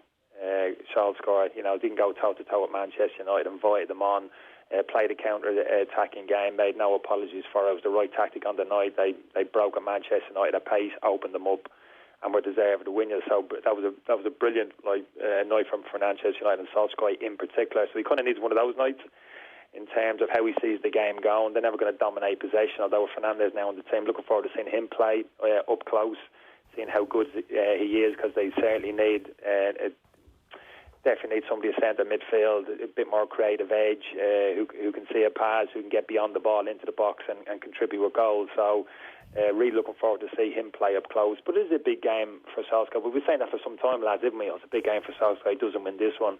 Seems as if we've been repeating ourselves for the past 3 or 4 months. Look, he's safe till the end of the season. That's true. But certainly I think what happens between now and the end of the season will affect the thinking of Ed Woodward going forward. And I think it's simple as this. If he loses the faith and the support of the Manchester United faithful between now and the end of the season, and they make kind of vocal their frustration, I think that's probably the end of them. Yeah. All right, Kenny, good stuff. We'll let you go. Thanks a million. Cheers, lads. Kenny Cunningham there giving us his thoughts on that. It's the definition of a 6-pointer tonight for Manchester United. If they win, they're 3 points behind. If they lose, they're 9 points behind fourth. And obviously fourth is very important at the moment. It might be fifth, but as people keep talking about, this appeal to cast might end up being what means top four is top four this year, and we'll see what happens. Right, Armit McCarthy's Ireland squad capable of playing with a back three. Here's Gary Breen's view of our options ahead of the Euro 2020 playoffs. I would normally expect players at international level to be able to cope with being given a message and learning. Listen, there is enough time to work on it. He obviously doesn't believe that squad of players is capable of it. Now, sorry, I should add as well that he did say we tried against Switzerland and it didn't work. But that game was just it was going against us all the time. Listen, this is not Mick is not averse to playing a back five. I think when he initially got the job first time round, we started off with a back five to the extent that I was playing in a back three with Roy at centre back in the middle of a three. I think that was in vogue at the time, where the dominant midfielders of Europe were playing deeper in that Beckenbauer role. So he will do it, but he'll look at the situation now. The only thing I will say is that if you think about the likes of Wolves, and notably, it centres around Doherty, doesn't it, in terms of that right wing-back role. We don't have centre midfielders like Neves and Coutinho who look after the ball. That's the problem. It's all well and good being expansive and playing, but if your midfielders give the ball away as often as ours do, you're in trouble. I think what is interesting, and this is what I hope, as much as we're talking about certain players, I've been really impressed with how McCarthy has done at Palace. Now, I'm not sure what the situation is, whether or not he's ready to come back, but even in big games against Manchester City, he played in a three-man midfield just to the left-hand side, and his role there, bearing in mind up against Manchester City and how devastating De Bruyne is at making those underlacking runs down that side. He was so disciplined, so good. It was impressive. So I'm sure Mick would have noted that. Whether or not James is ready to come back, I know Mick is a big fan of his. He tried to sign him from Scotland for Wolves initially, but he chose to go to Wigan. So listen, we want all the players who can potentially play to be fit and healthy. There's still a couple of weeks to go as such until that has happened, but fingers crossed that they all are. 8:34, let's bring you through the top 5 stories in the morning. The Manchester City saga, we're going to cover that a little bit later on with Sam Lee coming your way at 9 o'clock. We talked about it a little bit with Kenny Cunningham there. Chelsea, Manchester United again. It's a proper 6-pointer. We talked about that with Kenny just a couple of minutes ago as well. The situation at Daily Met we'll come back to in just a minute. Hello Magazine. This is the first time Hello Magazine has made our top 5. That's because it features an off-the-ball member. No prizes for guessing who that is. And England-Ireland, the rugby build-up has begun in earnest ahead of a possible Triple Crown in the first season of the new management team. Where do you want to start, Eoin? We can start wherever. We can just do a quick note on Manchester United against Chelsea tonight, or Chelsea against Manchester United. This is going to be Odion Igalo's Manchester United debut, so he's kind of the centre of a couple of pieces in the newspapers today. Is he starting? No. He will come off the bench, though, according to what I'm reading here. So there's a couple of Telegraph pieces carried in the Indo this morning, and Oliver Brown is kind of focused on the Nigerian angle behind Igalo, just kind of touching on how it is the Premier League's greatest untapped market. Like 80 million people they estimate to be tuning into the Premier League every week in these massive theatres of football, often in football stadiums around Nigeria, huge gatherings of people. So I think Nigeria will become a Manchester United country very temporarily. They were an Arsenal country for a while when Kanu was playing for them, for example.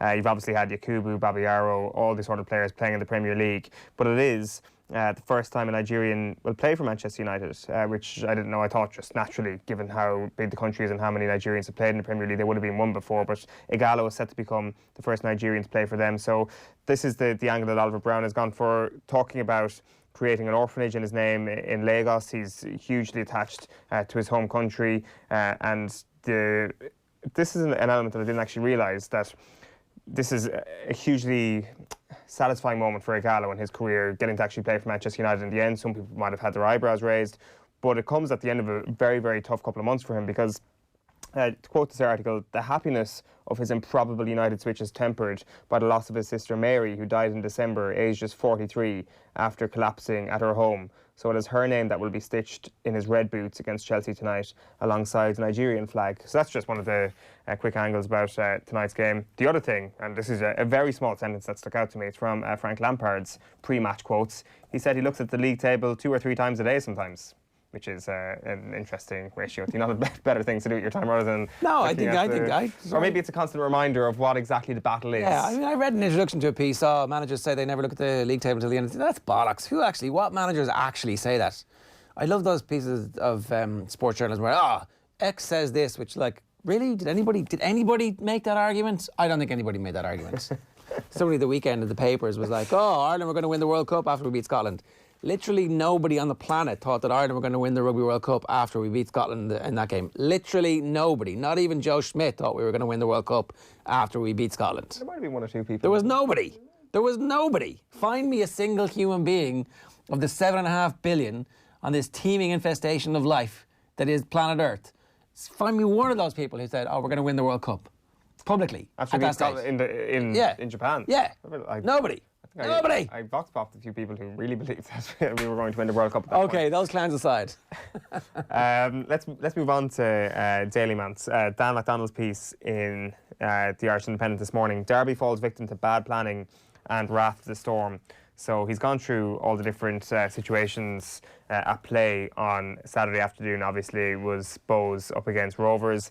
Like you can see in some of the pictures here in the article, you've got Niall Quinn, Roy Barrett, Pascal Donoghue, all present. You had basically a situation where RTE couldn't broadcast the game because of bad weather. The game was initially supposed to be played on a Saturday night or on Friday night. Due to security concerns, it was going to be moved to the Saturday afternoon from the Friday night. Rovers ended up winning the game 1-0, but it was what happened after the game, really, which has caught most of the attention. You had Gary Gannon tweeting about scenes of fights, basically, around Phibsborough. Disgraceful scenes happening at Phibsborough. At the minute, he tweeted, a full-on riot taking place between a horde of grown men under the guise of being football supporters. I'm not sure what procedures were in place, but no Gardaí were present outside the fire station just now, while gangs of thugs fought in the middle of the street. Both Bohs and Rovers have made a huge contribution to the League of Ireland the past few years, and these men aren't supporters and do nothing to add to the league or what should be a great sporting occasion. Gobshites, says Gary Gannon. Video footage emerged of some of the scenes here in Phibsborough. This is from Darren Cleary at Radio Cleary, his Twitter account at the weekend. And this has obviously kind of sparked a fair bit of discussion, but Dan has some really interesting detail in this article. Basically, Bohs have a new security firm and they wanted time to adjust, and explained this to the FAI. So the decision was made to switch the game to Saturday before the clubs could discuss it, and Bohs had concerns about having a new security firm to the point where their president, Chris Bryan, said his own club would have been okay with the game switching to Tala on a Friday night. So we don't know right now whether or not there was, whether the game would have been safer or not on a Friday night. You can see why perhaps they wanted it to move to a Saturday afternoon. But essentially it turned into, you'd imagine, an early start in the pub perhaps, or wherever. And like it's just ended up in a fairly bad look once again. It's not just booze though. It's not like, booze is kind of an excuse in a way. Like this True, is, I suppose. this seems... It's behaviour, yeah. Yeah, and it almost seems orchestrated, like let's meet and do this thing, as opposed to anything else. So look, definitely you have to get to grips with the policing of it, and I think the guards are going to have to come out and answer some questions as well. Gary Gannon's point, where were the guards outside the fire station? That's not outside the fire station. The fire station's around the corner as far as I know, so that's that's in the Fisborough Road, isn't it? The footage we've just seen, to kind of in between the back page and McGowan's, it looked like. I'm not entirely sure about that, but it seems as if there were a couple of different sources of this. So sites rather. The Gardaí, who I've been in touch with this morning, said they are investigating a public order incident that occurred in the Phibsborough area at approximately 5 p.m. Reported that an altercation occurred between a large group of people. Members of the Garda Public Order Unit attended the scene, and a man aged in his 40s sustained head injuries and has been taken to the matter. The extent of those injuries are not known at this time, but they say they have obtained CCTV footage and are following a definite line of inquiry, and they're appealing for anyone with information to contact Mountjoy. Just one of the other, very briefly, Mountjoy Garda Station, I should say, one of the very last things that I want to point out from Dan's article, just two very striking lines. He says, Dalymount is no longer a suitable venue to house a game between two of the best teams in Ireland, and he says facilities are holding the image of the game back. And then he points to the fact that you see these scenes between rival clubs in Dublin. You've got the possibility of German and England fans going toe-to-toe on the streets of Dublin very shortly. Like it's only a possibility. It's not a fixture set in stone. Who knows if people will make the journey over here, but is this city equipped to handle these sort of scenes? Is certainly a question that probably needs to be raised. Who pays for the policing? Why was there not enough policing? All that kind of stuff. These are the questions that need to be answered over the next while. And like the FAI obviously have a lot on their plate at the moment, but they also need to be seen to be addressing these issues. I think that would be very important. And then lastly, while the mood music seems positive from people in football in the south about the potential for a 32-county domestic league, this happens and you're like, okay, we actually need to have a proper conversation about what the level of policing would be around games involving teams. You know, it's not a great look for the opening weekend of the league, because stuff on the pitch obviously should have been the thing that we were talking about. One more newspaper we want to get to this morning. Actually, I don't have it in front of me. I don't have the physical copy. We're going to have to rely. I will run out to the shop after the show to go and pick up Hello Magazine. Today's edition includes an exclusive. Wow. Dan's Ganai's couple, Brianne Delcourt and Kevin Kilban, share exciting wedding plans. You see that snowy landscape behind them? That is not Preston? fake. That is real. That is Canada. Wow. Talking in detail about their wedding day for the first time, the couple tell how they will marry in Ireland, which is new, and Brianne has already chosen her wedding gown. She's quoted here saying, "Yes, I have found the dress and our heart is set on getting married in Ireland, and it will be so beautiful and it is special to Kevin." So Mayo think that they've got big things going for them in the past, like Rory McIlroy's wedding. It's about to get bigger because it looks like Kevin Kilban is going to get married there. So he says over the next month we're going to, this is Kevin by the way, over the next month we are going there to introduce Brianne to my family and to look at venues. We are going to set a date for September or October. I like what he's done there. Possibility of Mayo being in All-Ireland in September. Ooh. In that case, it's going to be October. I would advise you not to pick the first Saturday or first Sunday in September, and actually leave a bit of room for the replay as well. Leave about 2 weeks for the celebrations after Mayo win the All-Ireland. Go for the first weekend of October, I think. And they say top of their wish list will be County Mayo on the West Coast, because of course they're explaining to Hello readers where Mayo is. I'm sure people at home watching OTBAM know where Mayo is. Jimmy Bullard. Tommy Rooney. Sorry, need some style tips from you soon. This is... Sorry, this is an Instagram post from last night. Yeah, here's a preview pic. Great turtleneck. And what a jacket. Of Brianne and I from our photo shoot from Canada. Gets full piece at Hello Mag tomorrow. Tommy Rooney's first one up. Need some style tips from you soon at Katie Kilban 77. Yes, you do, Tommy. Tommy comes in with a jumper with the word Tommy across it sometimes and goes, oh shit, I got dressed in the dark this morning. Just in case he forgets his name. And then the last one there, stick that back up for us, is Jimmy Bullard. Ha ha ha, killer, leave it out. When Jimmy Bullard is telling you to leave it out, Kev, something has gone remarkably well for you in life. One last detail from the article for people who are wondering. Kevin did get in touch with Brianne's father for his permission. I couldn't tell you how the conversation went as I was so nervous, he says. My heart was racing. Old school, Kev. The man who broke Villa Heart's son Heung-min spoke to Nathan Murphy after his 94th minute winner yesterday afternoon. How sweet a moment was that at the end? No, I think it's unbelievable. Of course, winning is always a good way, but especially that way is make us even more happy, and we fight until from the start and until the end. So glad to get 3 points here, and then very happy. You had a long way to bring the ball, a good 40 yards between the defender missing it, and it was a game where Tottenham missed a lot of chances. What was going through your head? Yeah, I felt of course a little bit pressure because I had to run a long way and keeper had a very good day and made unbelievable saves. And yeah, but I was very calm. I was try to be calm and try to finish well. This is what I always try to doing. But luckily the ball went inside, and I was so happy. And then see the celebration, the away fans, and yeah, I think it's just the timing, the celebration. I think was perfect. A couple of games, the Manchester City match and this one, where maybe at times you rode your luck a little bit, but does that show the character that Mourinho has instilled, that this is a side that doesn't give up? No, I think we saw some of the games we turn it around. So I think, for example, Olympiacos, Norwich game, Southampton, and now I think it's all about character. I think I'm really happy to have this group, and I'm lucky to have this quarter playing with this team. And obviously a huge week going to Stamford Bridge next Saturday, but first the Champions League. Do you think last season getting to the final has sort of given this side a knowledge of how to deal with these big Champions League nights? I mean, it's the Champions League. We've been last season, we've been Champions League final, but it's already passed. But we don't think about it too much because our hand, we don't have anything at the moment. So we just want to focus game by game, try to be ready for another big match, and yeah, we'll see what's going to happen. Of course, it's a big side and doing an unbelievable job in Germany, so yeah, let's see. I'm very excited. Well done today. Thank you. Yeah, that's right. It is a big game this week. We'll talk about that Champions League games tomorrow. Now though, Tom Malone is here. Tom, how are you? Yeah, good. Starting with golf. Disappointing 2 over par final round of 73, so Rory McIlroy finished on 8 under par and a tie for 5th place at the Genesis Invitational overnight in the PGA Tour. The new world number 1 held a share of the lead going into the final round. It was eventually won by Australian Adam Scott on 11 under par.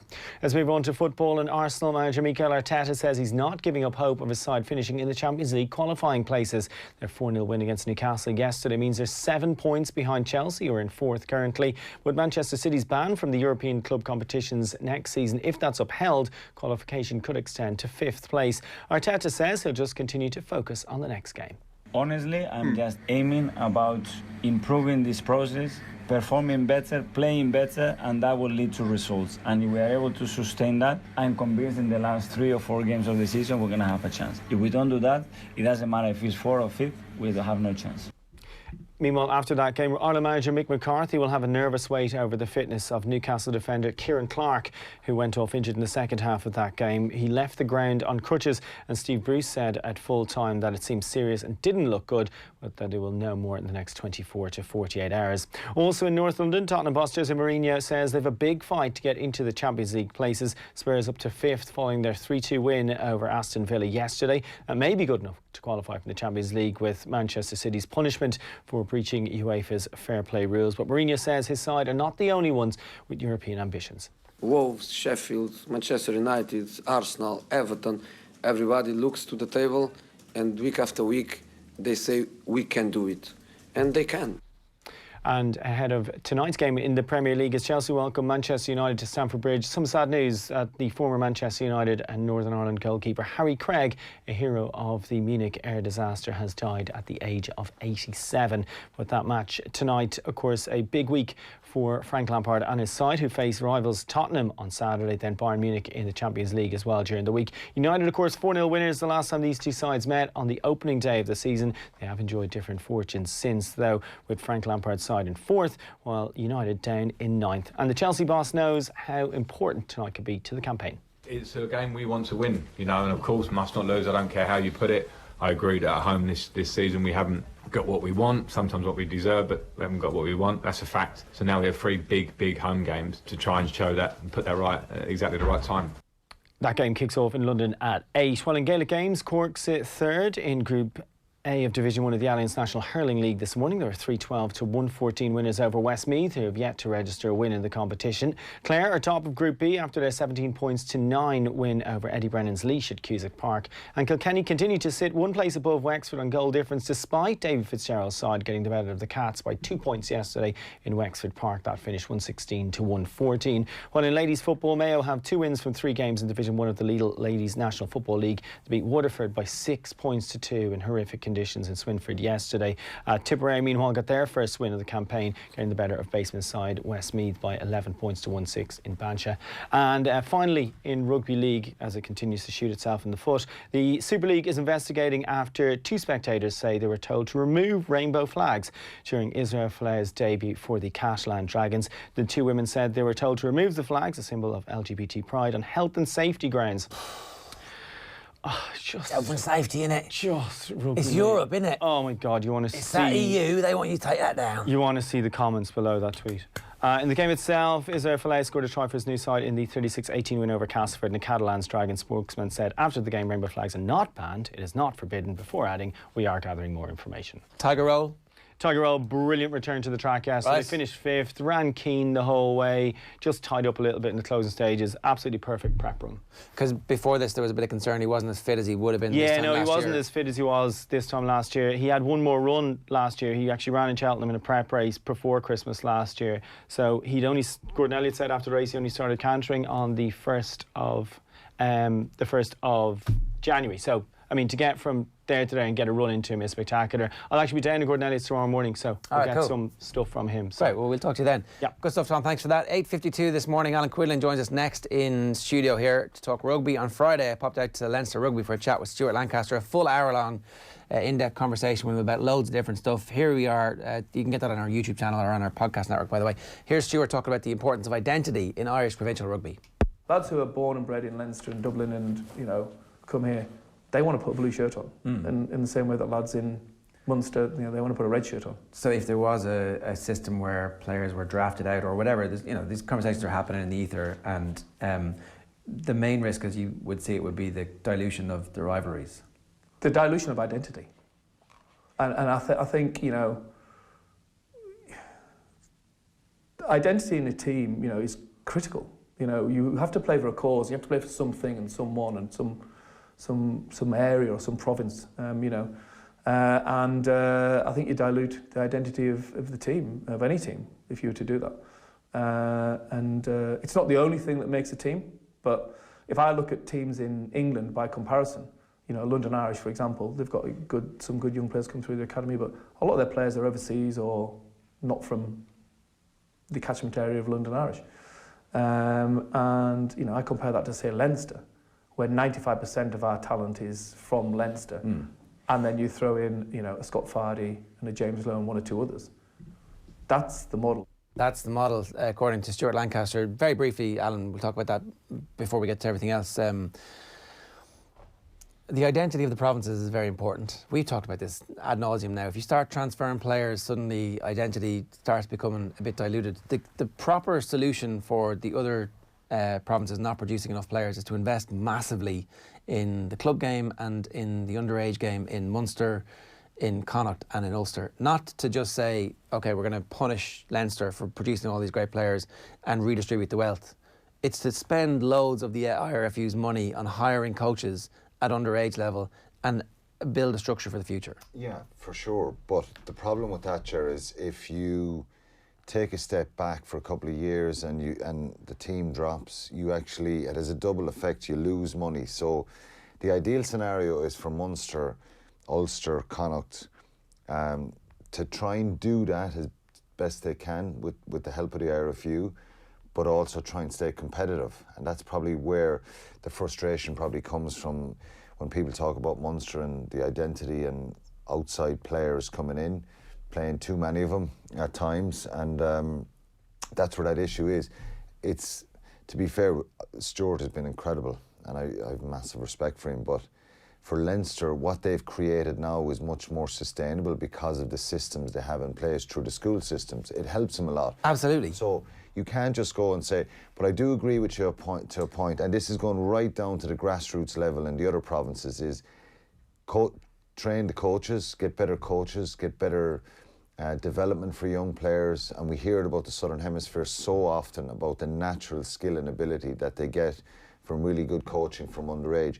It goes right back to a club, 7 or 8 year old playing with a club or in whatever province. What kind of coaching are they getting as they grow up along? And a lot of times it's parents, because the people aren't there in the club to do it. The model for me is not the model that I think the other 3 provinces, and maybe Ulster is a bit different because they do have a school tradition, but is not to ape what Leinster are doing. It's to ape what Dublin GAA are doing. Yeah. They're spending money on coaches to get into the schools. But to be fair, and the IRFU have loads of money, so don't let them say we can't afford to do it. Going right back to the coaching courses and training coaches, that's been going on for years, where the coaches have to get how much money are they spending accredited? Well, it does. I went on coaching courses when I was young. All the guys in my club in Clonwilliam the coaches there would go on the coaching courses. But there is a point that I get, that if you can get top quality guys going around to the clubs, and the fundamentals and the structures are there, it probably just needs to be invested more and more and more. Flood those with money. In an ideal world, I guarantee you talk to anyone invested in Munster Rugby, they'd love that conveyor belt of players coming through. And I think there has been a significant shift and change in that policy and that mentality in Munster about trying to develop more younger players and really putting a massive ownership and emphasis on it around their academy and the money that they actually did. You know, Munster have a commercial board, and a lot of their fundraising and their contribution is to the Green Core Academy. And I try and develop that. And I think that's great, but the IRFU should be spending all that money, I think. Well, I think they do invest a lot now, Ger. I agree with you. I just think it should be more. Absolutely. Well, looking at it currently, when you think of the other provinces are much more need of that scenario than probably Leinster at the moment. But yeah, the Leinster system works, but I'm just making the point, trying to ape it. Split Leinster in 2. Well, look, split Dublin in 2. I mean, that conversation is going to start happening at some level in the next while. You look at the back row situation. So I was going to talk about obviously the weekend. We've man of the matches in the back rows of John Hodnett, who's a really exciting prospect in Munster, and Will Connors, very similar in stature. They're very, very alike. What are they both like? Tell us, because people won't know them. They're just abrasive and aggressive and quick. Where do they play? Full of energy. They're both playing 7. Right.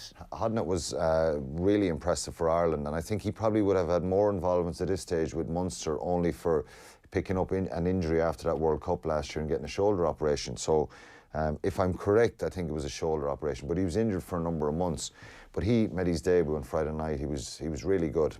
The Kings were poor. The Southern Kings were really poor. Munster won comprehensively. But Will Connors is a bit more advanced in his development because he's had more game time, and he's been sensational for Leinster. And you talk about you know, that the amount of players they have. When Jack Conan comes back and Dan Levy, the amount of back rows that Leinster are going to have, and they're going to have this situation again where who stays, who goes, and what players feel where they feel they can fit in and get on the team, because they're top quality players right across the board. Connors is 23, turning 24 in April, so he's not young. He's not young, but I think he's made his kind of breakthrough this year and really grabbed the attention, and he's had a number of man-of-the-match performances. And is he an out-and-out 7?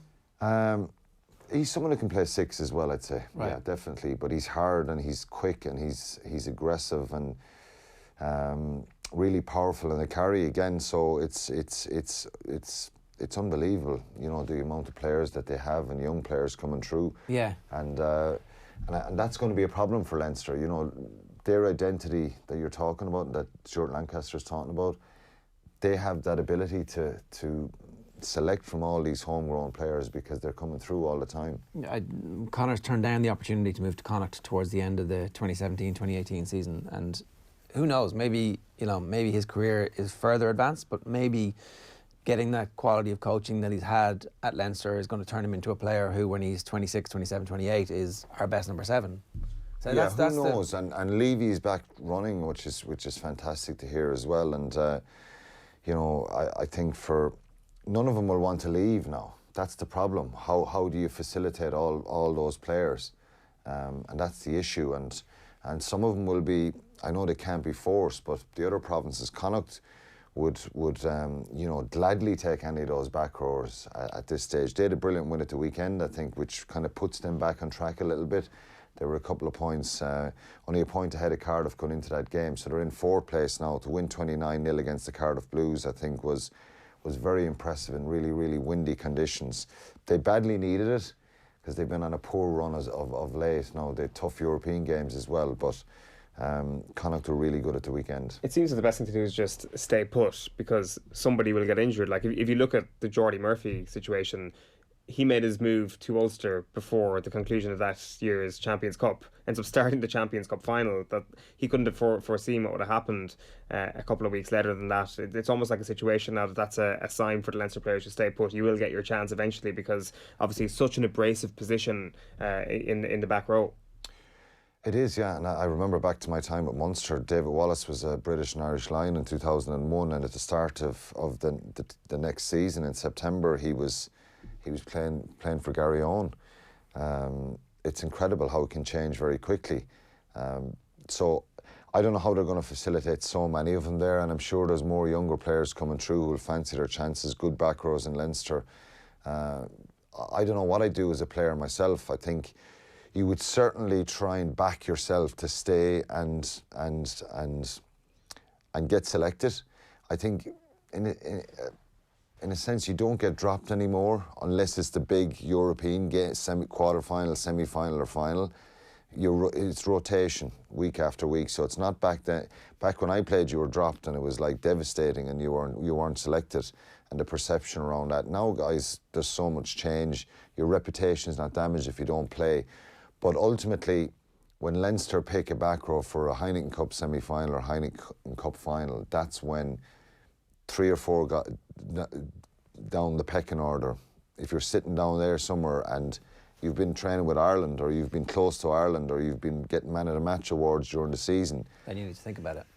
You know, it's a tough one for players to take, and they have that luxury at the moment. We're playing England this weekend, obviously. A Triple Crown on the line, a big opportunity for Andy Farrell to achieve something in his first season as head coach. It certainly seems as if we're a differently set up team under Andy Farrell, and it's going to be interesting to see how we set up this week. And it looks like Jerry Thornley says no changes really, apart from Caelan Darcy on the bench. What do you expect from Eddie Jones? A few grenades this week? I'm not sure. I think he was. He started speaking last week about how he respects Ireland, how good they are and stuff. He hasn't thrown any barbs in yet. He did it for France, talking about the brutality and about the French players wouldn't be able to live with that, and it kind of backfired on him. There was a bit of talk around the Scottish game as well from some of the English players, which was surprising, how they hate us, we hate them, and you know, from some of their inexperienced players that as such. So I used to think, when Eddie Jones spoke about Johnny Sexton a number of years ago and his safety and all that stuff, and his parents should be worried, I thought he crossed the line there, and you know, it backfired him then at the World Cup a bit. With Warren Gatland said that you know, sometimes teams play their best performance in a semi-final, and ultimately he was right, and he kind of laughed and sneered at him. I actually, after getting to know him a bit, I think he's definitely a decent fella who just loves stirring the pot a little bit. And when you kind of understand that, you think last year, 12 months ago, John Mitchell was literally told, go out and talk about Ireland, and he spoke about Ireland, they'll bore you to tears, and then they smashed us. Yeah, they did, and it's those psychological little kind of things. He's trying to put doubt, and he's more or less admitted that, and he was asked after the Scottish game why he does that, and he says he admitted it's to try and create a little bit of uncertainty in the opposition camp. So I don't think it's going to have any effect no matter what he says this week. He'll maybe question Ireland's mentality and that they are brittle after the World Cup, and that, or else he'll tell them they're the best team in the world now and that they're great. And well, when we won the Grand Slam over there, they had no Tuolangi and no Vunipola days. Billy Vunipola, yeah. It's going to be the same situation this weekend. I'm not sure, 100% sure on Tuolangi. I'd be amazed if he plays. You know, they're a far more beatable team when we play them, when they don't have well, those... if you take you take Billy Vunipola out of the Saracens team or the England team, it's different. He just gives him a real focal point of attack. He every time he carries, it takes a couple of guys to stop him, sucks people in. And Tuolangi, pretty similar in the centre. So they are a different team. They're still a very powerful team. And I think the key this week is for Ireland, I've said it a couple of times, and I suppose I'm over egging the point at times, it's just that intensity that Ireland bring. Doing that game 2 years ago, commentating on it, just the intensity and the pace that Ireland were doing stuff at, it was so hard the way they started the game. England just couldn't get the ball back off them, and they were so efficient in everything they did. So getting up to that level is, I don't think, it's too early to get anywhere carried away, because look, the first 2 games were games I before the tournament started, I thought we'd win. After we beat Scotland, laboured, I was nervous about Wales. So effectively, the real test is Sunday in Twickenham, and it'll be interesting to see if Eddie Jones starts talking about what he says during the week. Yeah, I expect some of it. Alan, good stuff. Thanks a million for joining us this morning. Right, it is 5 minutes past 9. We're talking about Manchester City next with Sam Lee of The Athletic. What's going to happen? We'll find out next.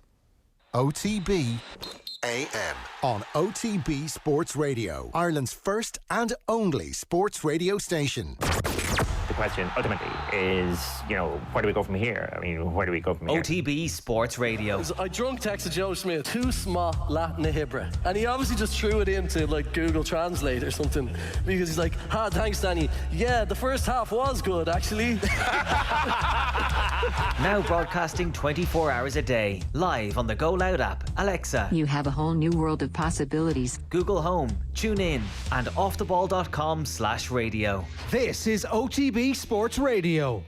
OTB AM. Okay, let's turn our attention to the situation at Manchester City, and Sam Lee of The Athletic joins us this morning. Sam, good morning to you. How you doing? Good morning. Yeah, not bad, thanks. Been a busy weekend. I can only imagine late Friday night is the perfect time to release these type of stories, because it gives everybody plenty of time to think about it all weekend and talk about it on Sunday. What do you expect to happen next, and what are the routes available to Manchester City to appeal this properly? Okay, yeah. So what I expect to happen, and I think this is pretty obvious from City's statement on Friday night, is they're going to appeal it. They could go to the Court of Arbitration for Sport. I think they're most likely going to say, or go down the route of abuse of process and say that UEFA's process was flawed and maybe prejudiced. They've already tried that. They went to CAS before there was even a decision to appeal against, which got thrown out ultimately because CAS said, well, there's no appeal, so what are you doing coming to us? But some of the things they said about the leaks through the process, CAS said, okay, you may have a point in there. So that might be something that you go back to.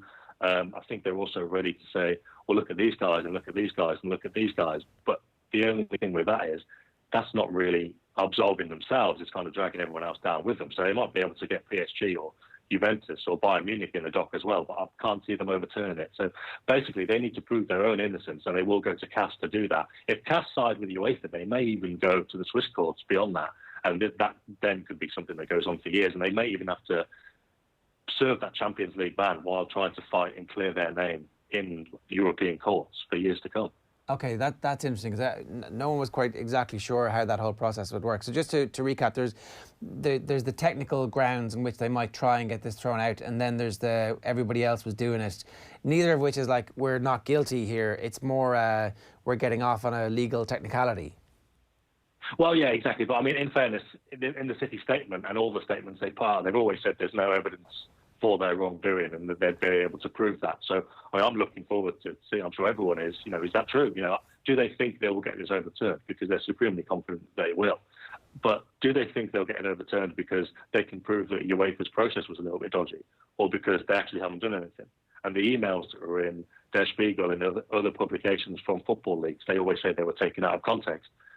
We haven't actually seen the context. So if Man City were to say, these are all the emails, here's the context, we might be able to go, oh yeah, there is a campaign against the club, but we haven't seen that yet. So yeah, what they need to actually do is prove that they haven't done anything wrong. If it gets overturned because the process was dodgy, that will be a fair a judgment from CAS, I think. But, in the court of public opinion, nobody's going to say, oh yeah, City were hard done by. They're going to say, well, they still did wrong. They've just been able to prove that UEFA did wrong as well. It's a bit of a complicated one, really. It would be quite very complicated, obviously. It would be quite the power play from UEFA that if their process was dodgy, to still go ahead and actually ban Manchester City from UEFA competition for 2 seasons. You would imagine that they are fairly watertight in their process if they're going to make this decision, because it is a landmark decision, Sam. I don't think many people actually expected them to have the courage to go ahead and do this. No, they didn't. There was a lot of shock around it, and I think even people who wanted it to happen and have been following it closely, I think they were sceptical whether UEFA were going to act quite so much. I didn't expect anything near as severe. There are a few theories floating around that it might just be a way for UEFA to look strong and say, look, this is what we actually wanted. This is what we handed them with.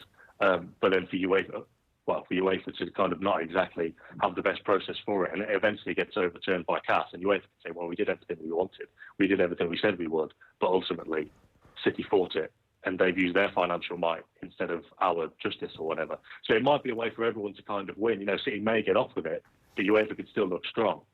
It's part of it. It could be that element, really. What has Pep Guardiola's reaction been? I think there was a meeting between himself and the players on Saturday.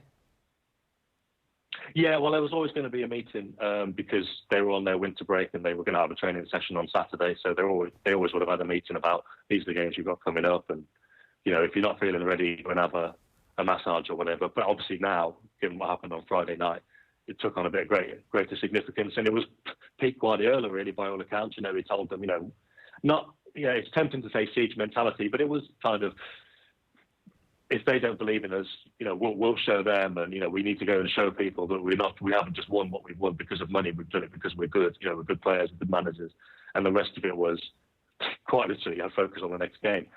The next game in this case seems to be, they're thinking ahead to Real Madrid, but they're using the rearranged West Ham game and the Leicester game as the build-up to the first leg of the Champions League game against Real Madrid. And the idea is, be as focused as you ever have been. Don't go to any parties. Don't do any events. Eat well. Look after yourself. Sleep well. Make sure you're focused and ready on the Real Madrid game. So that's what Guardiola's response has been. Sam, the comments from Stephen Gerrard over the weekend were, I thought, wild, to be honest, where he was saying he's very, very interested for obvious reasons, planting the notion that somehow the Premier League are going to step in and strip Manchester City of titles that have been won. There's no possibility of that, surely, is there?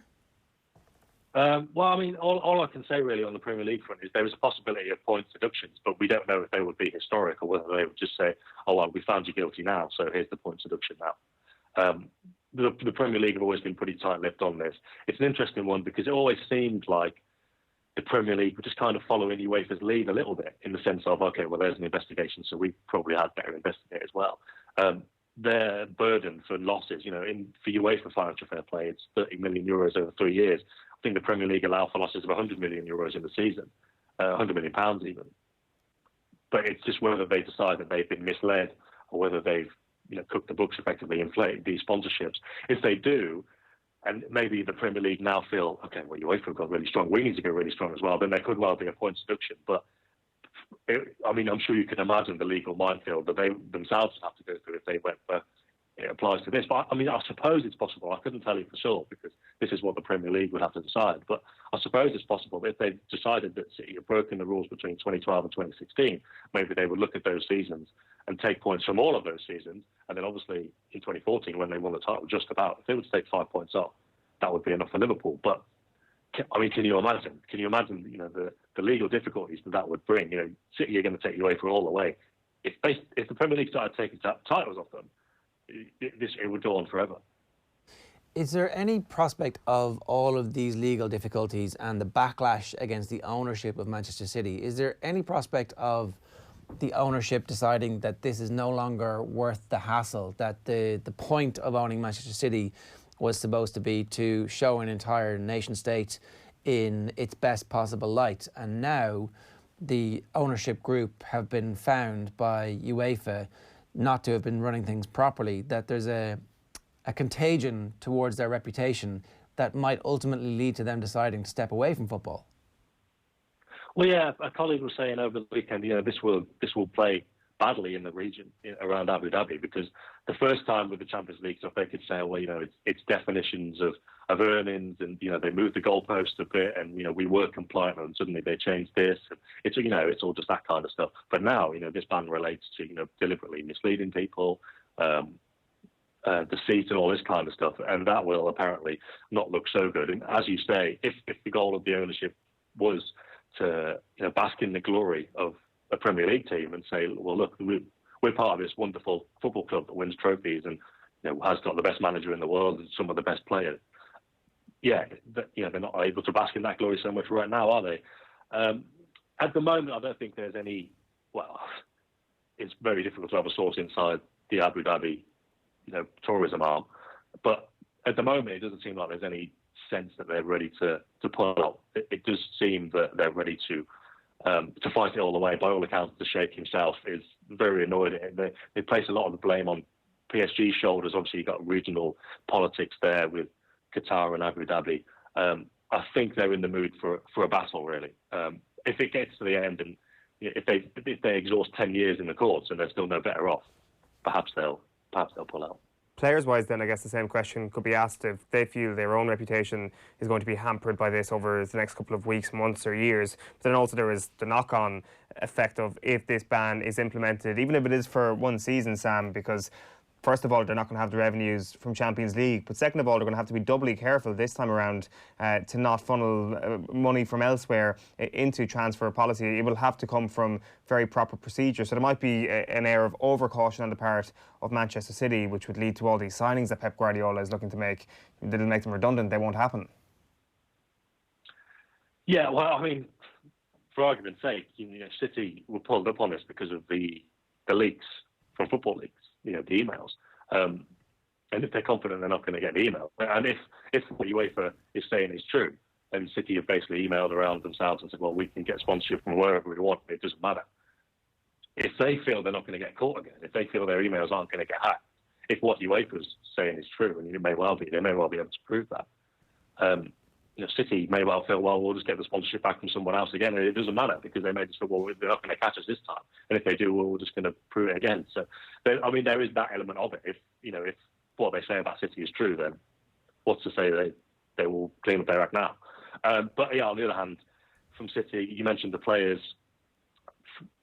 I think I've heard of a couple of players, and I think there was a story overnight that Raheem Sterling is definitely going to be staying. That's come from his agent on the record, which is very rare in football media circles, certainly. A couple of others, maybe. Yeah, I wouldn't be surprised if some thought, not sure about this, need to be playing the Champions League, need to be in line to win Ballon d'Ors or whatever, need to be at the top level ahead of the next World Cup, all this kind of stuff. And yeah, as you say, it goes back to the revenues. City made a £10 million profit last year, which is all right as far as the football club's concerned, but you take out the 77 million they made from the Champions League, not including gate receipts. I think with gate receipts it's probably closer to 90 or 100 million pounds. If that's the simple maths, then all of a sudden you're making a massive loss. And then if you're making a massive loss, you're going to fail financial fair play for next time you want to get into the Champions League. So you're right, it might not come down to the players wanting to go, it might come down to the fact that City go, we need to sell Leroy Sané and not replace him, or maybe we need to sell somebody else and not replace him, because we need to balance the books this way. So it might not be down to the players wanting out. It might be down to City saying we need to balance the books. But of course, this all hinges on all these appeals that we're going to see in the next couple of months. Yeah, if only they had a world-renowned academy that they could stock the team with, eh? Sam, great stuff. Thanks a million for joining us this morning. Thanks, man. That's Sam Lee there from The Athletic, who's been covering this story in great detail and great depth. You should check that out if you can. Now, global endurance athlete and Donegal man Jason Black is going to join us in studio next this morning here on OTBAM. He's a man with a remarkable story. He's aiming to become the first person to ever complete the world's Big Three, the world's toughest human-powered challenge. The rules are simple. Solo race across America, solo row the Atlantic Ocean, and solo summit Mount Everest. Have a look. The world's ultimate trilogy has never been achieved in the history of human existence. The three dramatic arts are bold, mythical and magical. Life is an expedition, sometimes a battle full of the unexpected. Sometimes we focus on the destination and forget about the journey. But when you fall, life allows you to get up stronger. It allows you to trust in your own understanding, dream bigger, believe in yourself, and find real purpose. My name's Jason Black and I'm an Irish Red Cross ambassador. The rules are simple. Solo summit Mount Everest, solo race across America, solo row the Atlantic Ocean. The World Big Three captures the imagination and lays bare the human potential to endure and survive. I've already climbed out of the gutter of life and I survived, and that was just a rehearsal.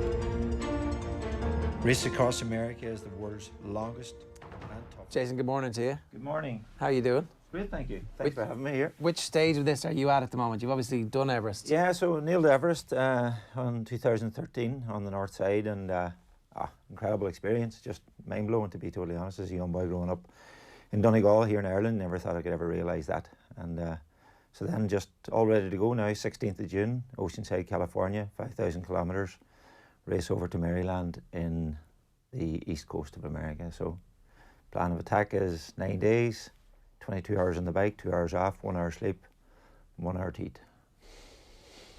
9 days? 9 days. Right. How do you prepare for that? I started out in Ireland as a young amateur cyclist, raced the Irish cycling scene as a road racer. Found out I was getting slower as my age went on, couldn't race the young guys any longer. Decided I had to shift my goals to the endurance world, fell in love with it completely, loved the whole character of it, loved the individuals within it, loved the whole motivation behind it. And I suppose a life on a bike in Ireland and Donegal and in the mountains and in the rivers, and just been blessed to have been in the great outdoors all my life, has kind of prepared me for this physically and more importantly mentally. And it's just marvellous to be able to do it. So that's the macro, spiritual, that's how you get, but how do you physically prepare to cycle from California to Maryland? Yeah, so it's like everything, you know, I mean, it is that psychological battle, you know, you start your first 5K and then you end up running a marathon. It's quite similar in the endurance world. You know, the limiting factors are ourselves. We think, you know, I started out as a road racer and the maximum distance I would have raced was 150 kilometres, and I thought that was huge. Then you start looking at 500 and you think, and then, you know, it's like a line in the sand. Once you do it, that's it. You've crossed it. You don't fear it again. And life's exactly the same. And then I moved to my first 1,000, 2,500. I was in the studio last year, and that next day I left to do my first 2,500 kilometre race. It was fantastic. Finished third. It was right around the circumference of Ireland. You know, that was just a magical moment for me, because it just galvanised the fact that I had it inside to go further. And there was a lot of good things and bad things that happened, so the whole learning was incredible. And then I went on the 1st of August to the North Cape, which was 4,300 kilometres from Turin in Italy to the edge of the earth in Norway. And it was an unsupported race. I mean, find your food, find your water, and it's up to you whether you want to sleep or not. And travelling through 10 countries, dealing with different languages, dealing with different currencies. And it was brilliant. It was just class, you know what I mean? I come out of that really strong, finished 6th. I had a crash, ended up having to go to hospital. That can help me back slightly, but that's all part of the journey. It was about that falling down and having the courage to get back up and get back on the bike, like life, which I keep referring to a lot, you know, because I speak to young kids about that. Don't be afraid to fall, but have the courage to get back up and on the saddle again. And for me, that once I came away from the North Cape, 4,500 in the bag, I knew that inside the body, that Race Across America, which is the blue ribbon for the endurance world, I knew that was possible. And they gave me an entry, and so now I'm going to be at the line on 16th of June. My start time is 12 o'clock, and I'm going to fly that Irish flag really proudly, you know, and I'm going to show that through endurance we can conquer everything and anything. And it's not about the bike. It's actually not about the sport. It's more about the process inside it, and that's really where the magic lies, and that's my message to each and everybody that I have an opportunity to share with, and for those that wish to listen, because not everybody's ready to listen to that story. How come you realised it was possible, Jason? What did you learn about yourself that you thought to yourself, right, okay, now I'm ready? Yeah, look, that's a brilliant question. You know, it's just that, you know, the ability to fall 7 times but get up 8.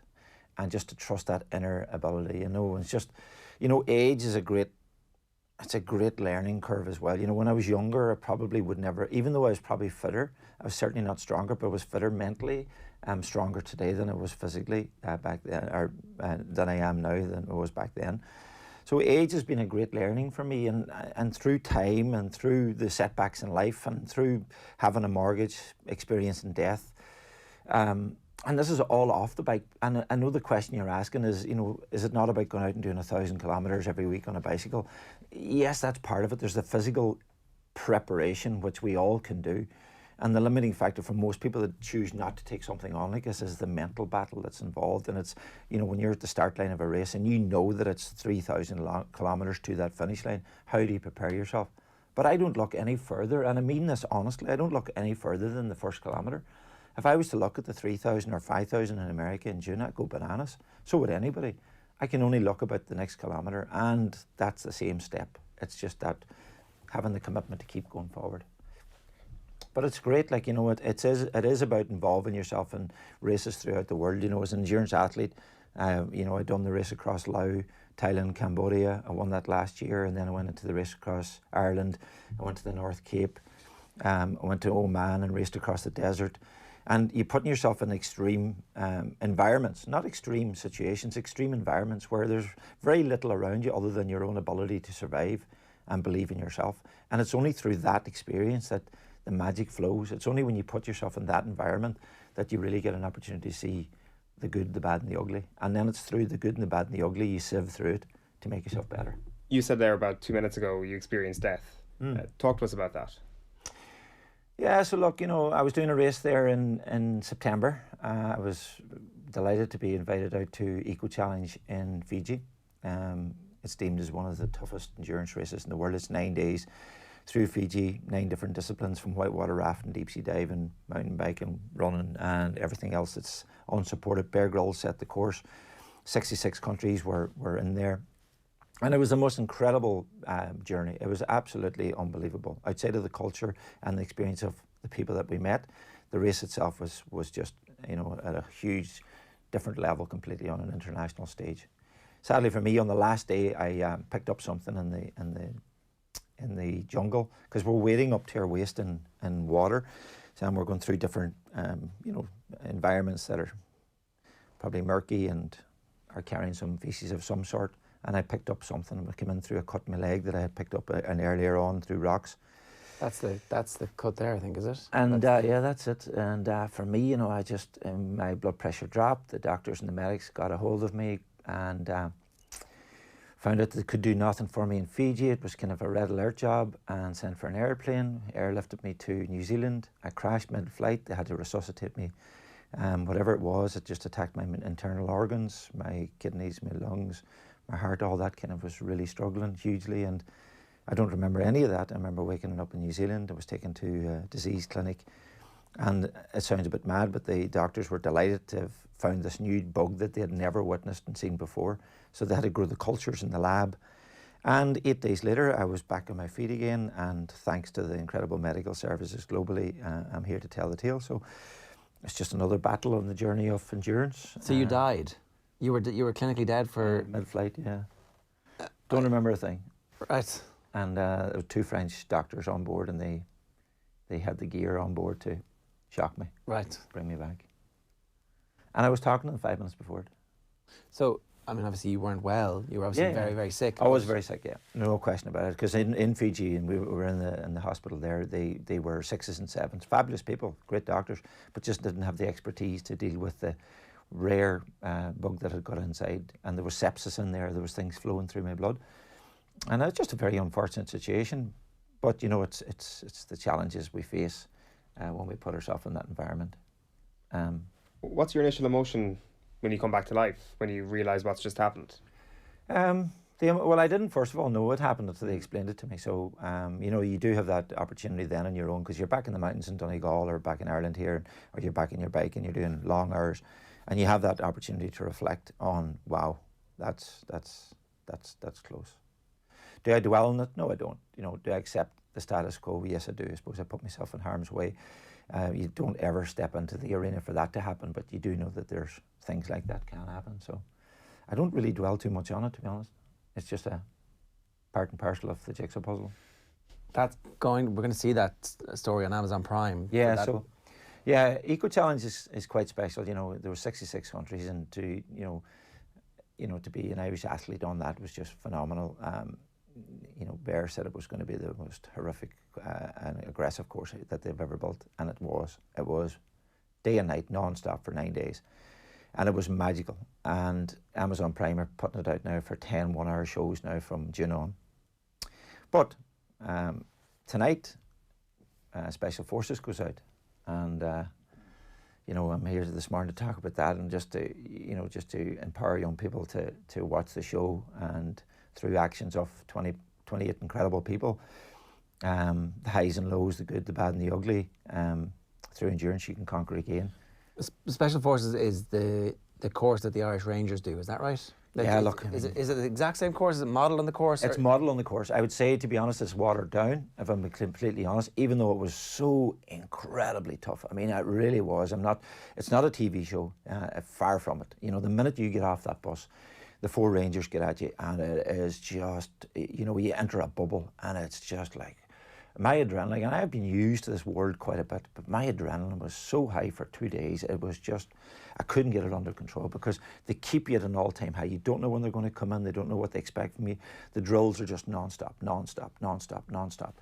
And it's the physical battle, but more importantly, it's the mental battle, the psychological battle. And there was 28 candidates from Ireland, ladies and gents, and the most fabulous people. And I can't speak about it highly enough. I can't praise the Irish Rangers enough myself personally, because I had no real experience of what an Irish Ranger goes through, or anybody in the Special Forces. But now having a snapshot, just a small snapshot of what it looks like, if that's even a quarter of what these guys do, hats off. Most of the Rangers, as far as I know, fail at least once before they actually manage to make it through, and the, you know, the level of failure rate is so high. Yeah, 95%. Is it that high? Yeah. Right, okay. Like very few of them get through the first time. I mean, the DSs are, you know, outside of the production, which you only got an opportunity to see them once when they bowed you out, you got to see that there was a human side to them. But outside of that, they are just killers, cutthroat, unbelievable. And they're, you know, they're a protecting force. And proudly, I mean, it's incredible what these guys go through. But the course itself was just unbelievable. It really was. It was everything. The physical challenge. And what is the physical challenge, and what is the mental challenge? Well, you're going to see it all tonight. You're not going to see it all tonight. It's one of 7 series, an hour every Monday at 9:30, and each week they're trying to, or each exercise they're trying to eliminate candidates. Now, in particular, this year seemed to be extremely strong. There was absolutely 28 superstar athletes in there, and they said themselves they found it really hard to crack people. People did crack as they went along, and you were cracked on the most simplest things. Like, it was like sleep deprivation. You'd be put to bed at 11 o'clock, you think you're going to get a night's sleep, and 5 minutes later they have you up. And they have you up and they have you going for 10 hours, non-stop, in the mountains, in the rivers, pulling trucks, in the beach, doing the most outrageous exercises in the water. And just, you're completely and constantly be brought out of your comfort zone. And that in itself is the journey. It's not the exercises most people can do, but it's operating outside of your comfort zone on a continuous basis is where they get you, and then they break you. Well, when I say break you, it's not physically breaking you. They get you to surrender and say, that's it, I've had enough. How come you don't surrender? Well, I'm human. I'm like everybody else. The show will show all. But, you know, sometimes I suppose through the journey of life and through the journey of endurance, you know, I've had more unsuccessful results in some races than I've had results. I mean, K2 in 2015, I didn't get to the summit. I walked away. I thought my chances were over. I rebuilt myself, went back in 2018, pulled it off. And it's that ability to go back in and do it.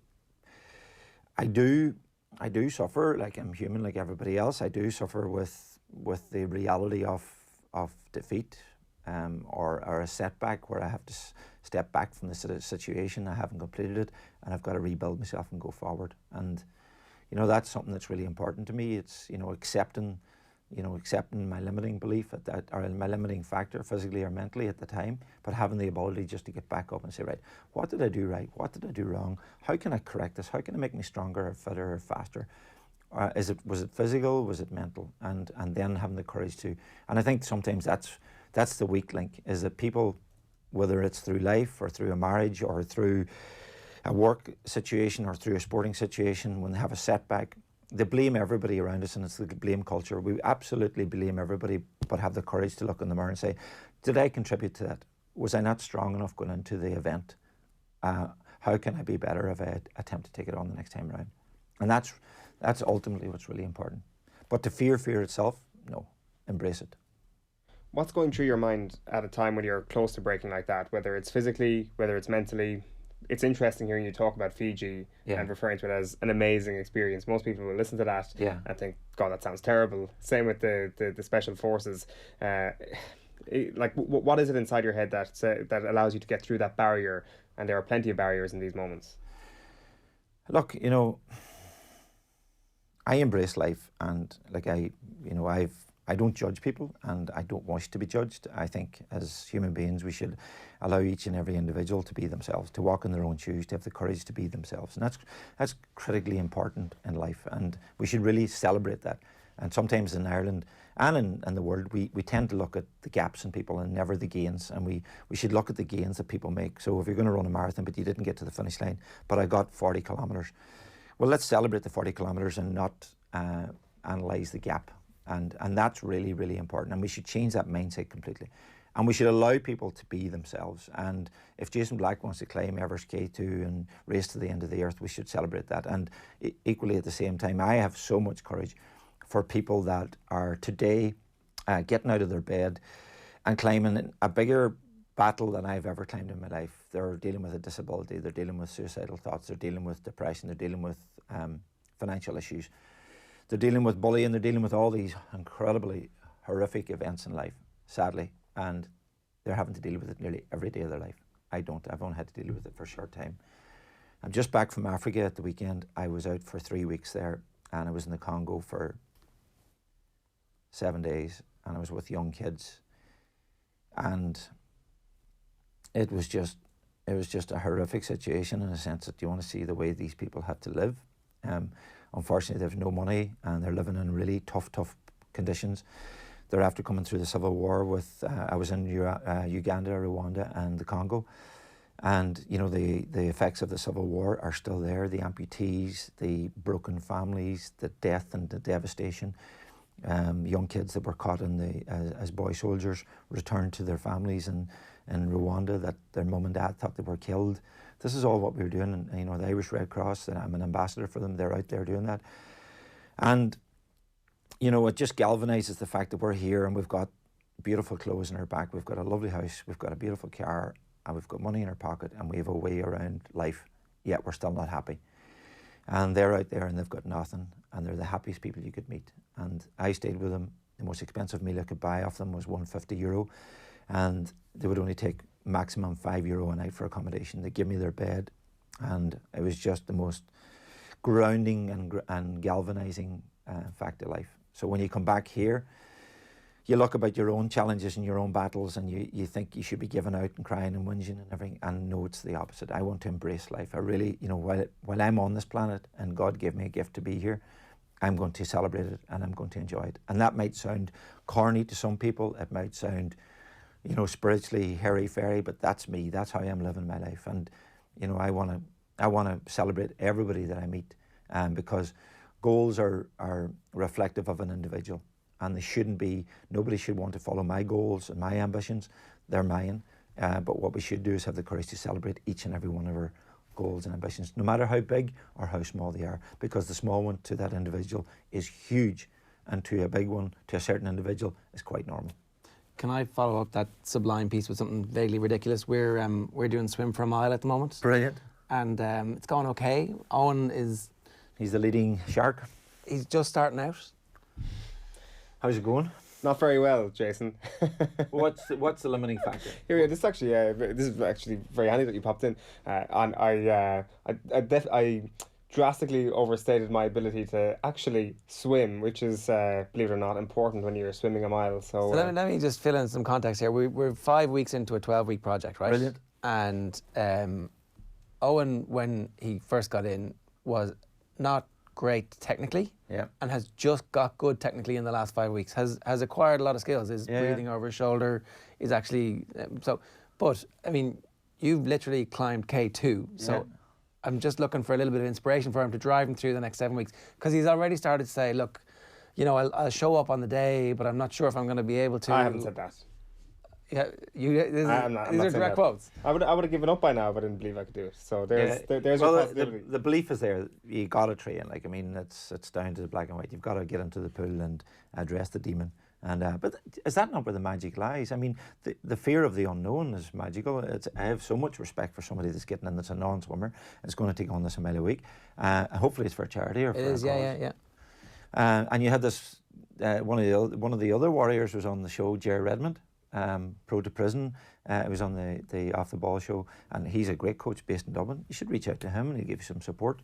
But just get in and be motivated. Have the motivation in your mind. It's not about you, and you're doing it for another reason. And sometimes that's what motivates me. If I selfishly look at me and think, well, I'm just doing this for my own egotistic way, it's not that. I don't give a damn about that. It's more about, well, my actions. I want to show that impossible is possible. And when you get into the water, that's exactly what you should do. So the length of the pool is you're making a difference in somebody else's life. And that's the difference. That is the motivation. There should be no other motivation required. You know that one length of the pool or that 1 mile that you're going to do every week is going to make a difference in somebody else's life. Period. So next step, the Atlantic is what you're saying. If it's in your mind. What happens next for you then? Is there any challenge left out there beyond what's on the menu already? The World Big Three is huge for me, and I heard it there in the introduction. You know, the World Big Three is the Everest, the Race Across America, and the Road of the Atlantic. And you know, I mentioned earlier on, I am a very proud ambassador for the Irish Red Cross, and I'm a very proud athlete. It's not about me. It's actually about my actions to show that it's all possible. I spend a vast majority of my time, thankfully, today, and it's through the opportunity of adventure that the door opened into the schools. And I'm up and down Ireland and all over the world, and even last week in Africa, to stand in a classroom in Africa. Kids are the same worldwide. They have the same ambition, they have the same curiosity, they have the same love for life. And it's just magical to be able to stand there as a human being, just this very ordinary person that was growing up in Donegal with two beautiful parents, and just say, look, you know what, I have my battles to deal with in life, which I spoke about on the show before, but I got past it and I've chosen to live an incredible life of adventure. And that's really important to me. And if my continuous journey continues to open that door, and inspiration's a word that doesn't sit well with me at all. It's more about empowering people. It's about, if my actions empower somebody else that's sitting there thinking, no, I can't. Well, I'm thinking, yes, you can. Because I can, you can. I've got to train hard, be committed, have a vision, have a dream, and be humble doing it. Well, then so can you. And the World Big Three is Race Across America next, 16th of June. And then the row across the ocean. And why that's important to me is I'm really touched by the migrant situation globally. I've met two of them of late, and that really inspired me to follow my dream, which was they're getting on a rubber dinghy.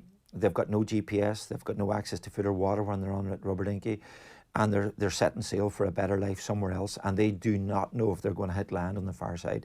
A vast majority of them are perishing at sea, and in the quest of finding something more special. And I want to show through it's about 45 days to row it, 5,000 kilometres. I'm going to hopefully show that what life's like for them. I'm going to be on a solo boat. I've got GPS, I've got a wherewithal to make water and have food available to me, and I'm still going to struggle. I'm still going to have all the battles, physical and mental torture to get across, but I'm going to try to paint a picture. I'm going to paint a picture of somewhat what it's like for a migrant, that's getting on a boat, a rubber dinghy, and they haven't a clue if they're going to see life again. That's my motivation. However uncomfortable it sits with you, it is an inspirational story, and I hope many people do feel empowered watching it. And thanks very much for making the time to talk. Thank you, I really appreciate it, and thanks very much for opening the door, because it's without a show like yourselves that brings a heightened awareness to it that it's lost. Thanks very much. Tonight, Special Forces Ultimate Hell Week airs at 9:30 p.m. on RTE2. That is it from us this morning on OTBAM. Thanks very much for joining us. Off the Ball is going to be back on your radios on News Talk tonight from 7 o'clock. We had hurling with Ryan O'Dwyer, we had rugby with Alan Quinlan, we had football with Kenny Cunningham, Gary Breen and Sam Lee, and much more available on podcast. Wherever you get your podcasts, best places, Go Loud and offtheball.com/podcast. Tonight, rugby, Andy Mitten on Chelsea, Manchester United, and much, much more besides. See you tomorrow. Good luck. OTB AM. This is OTB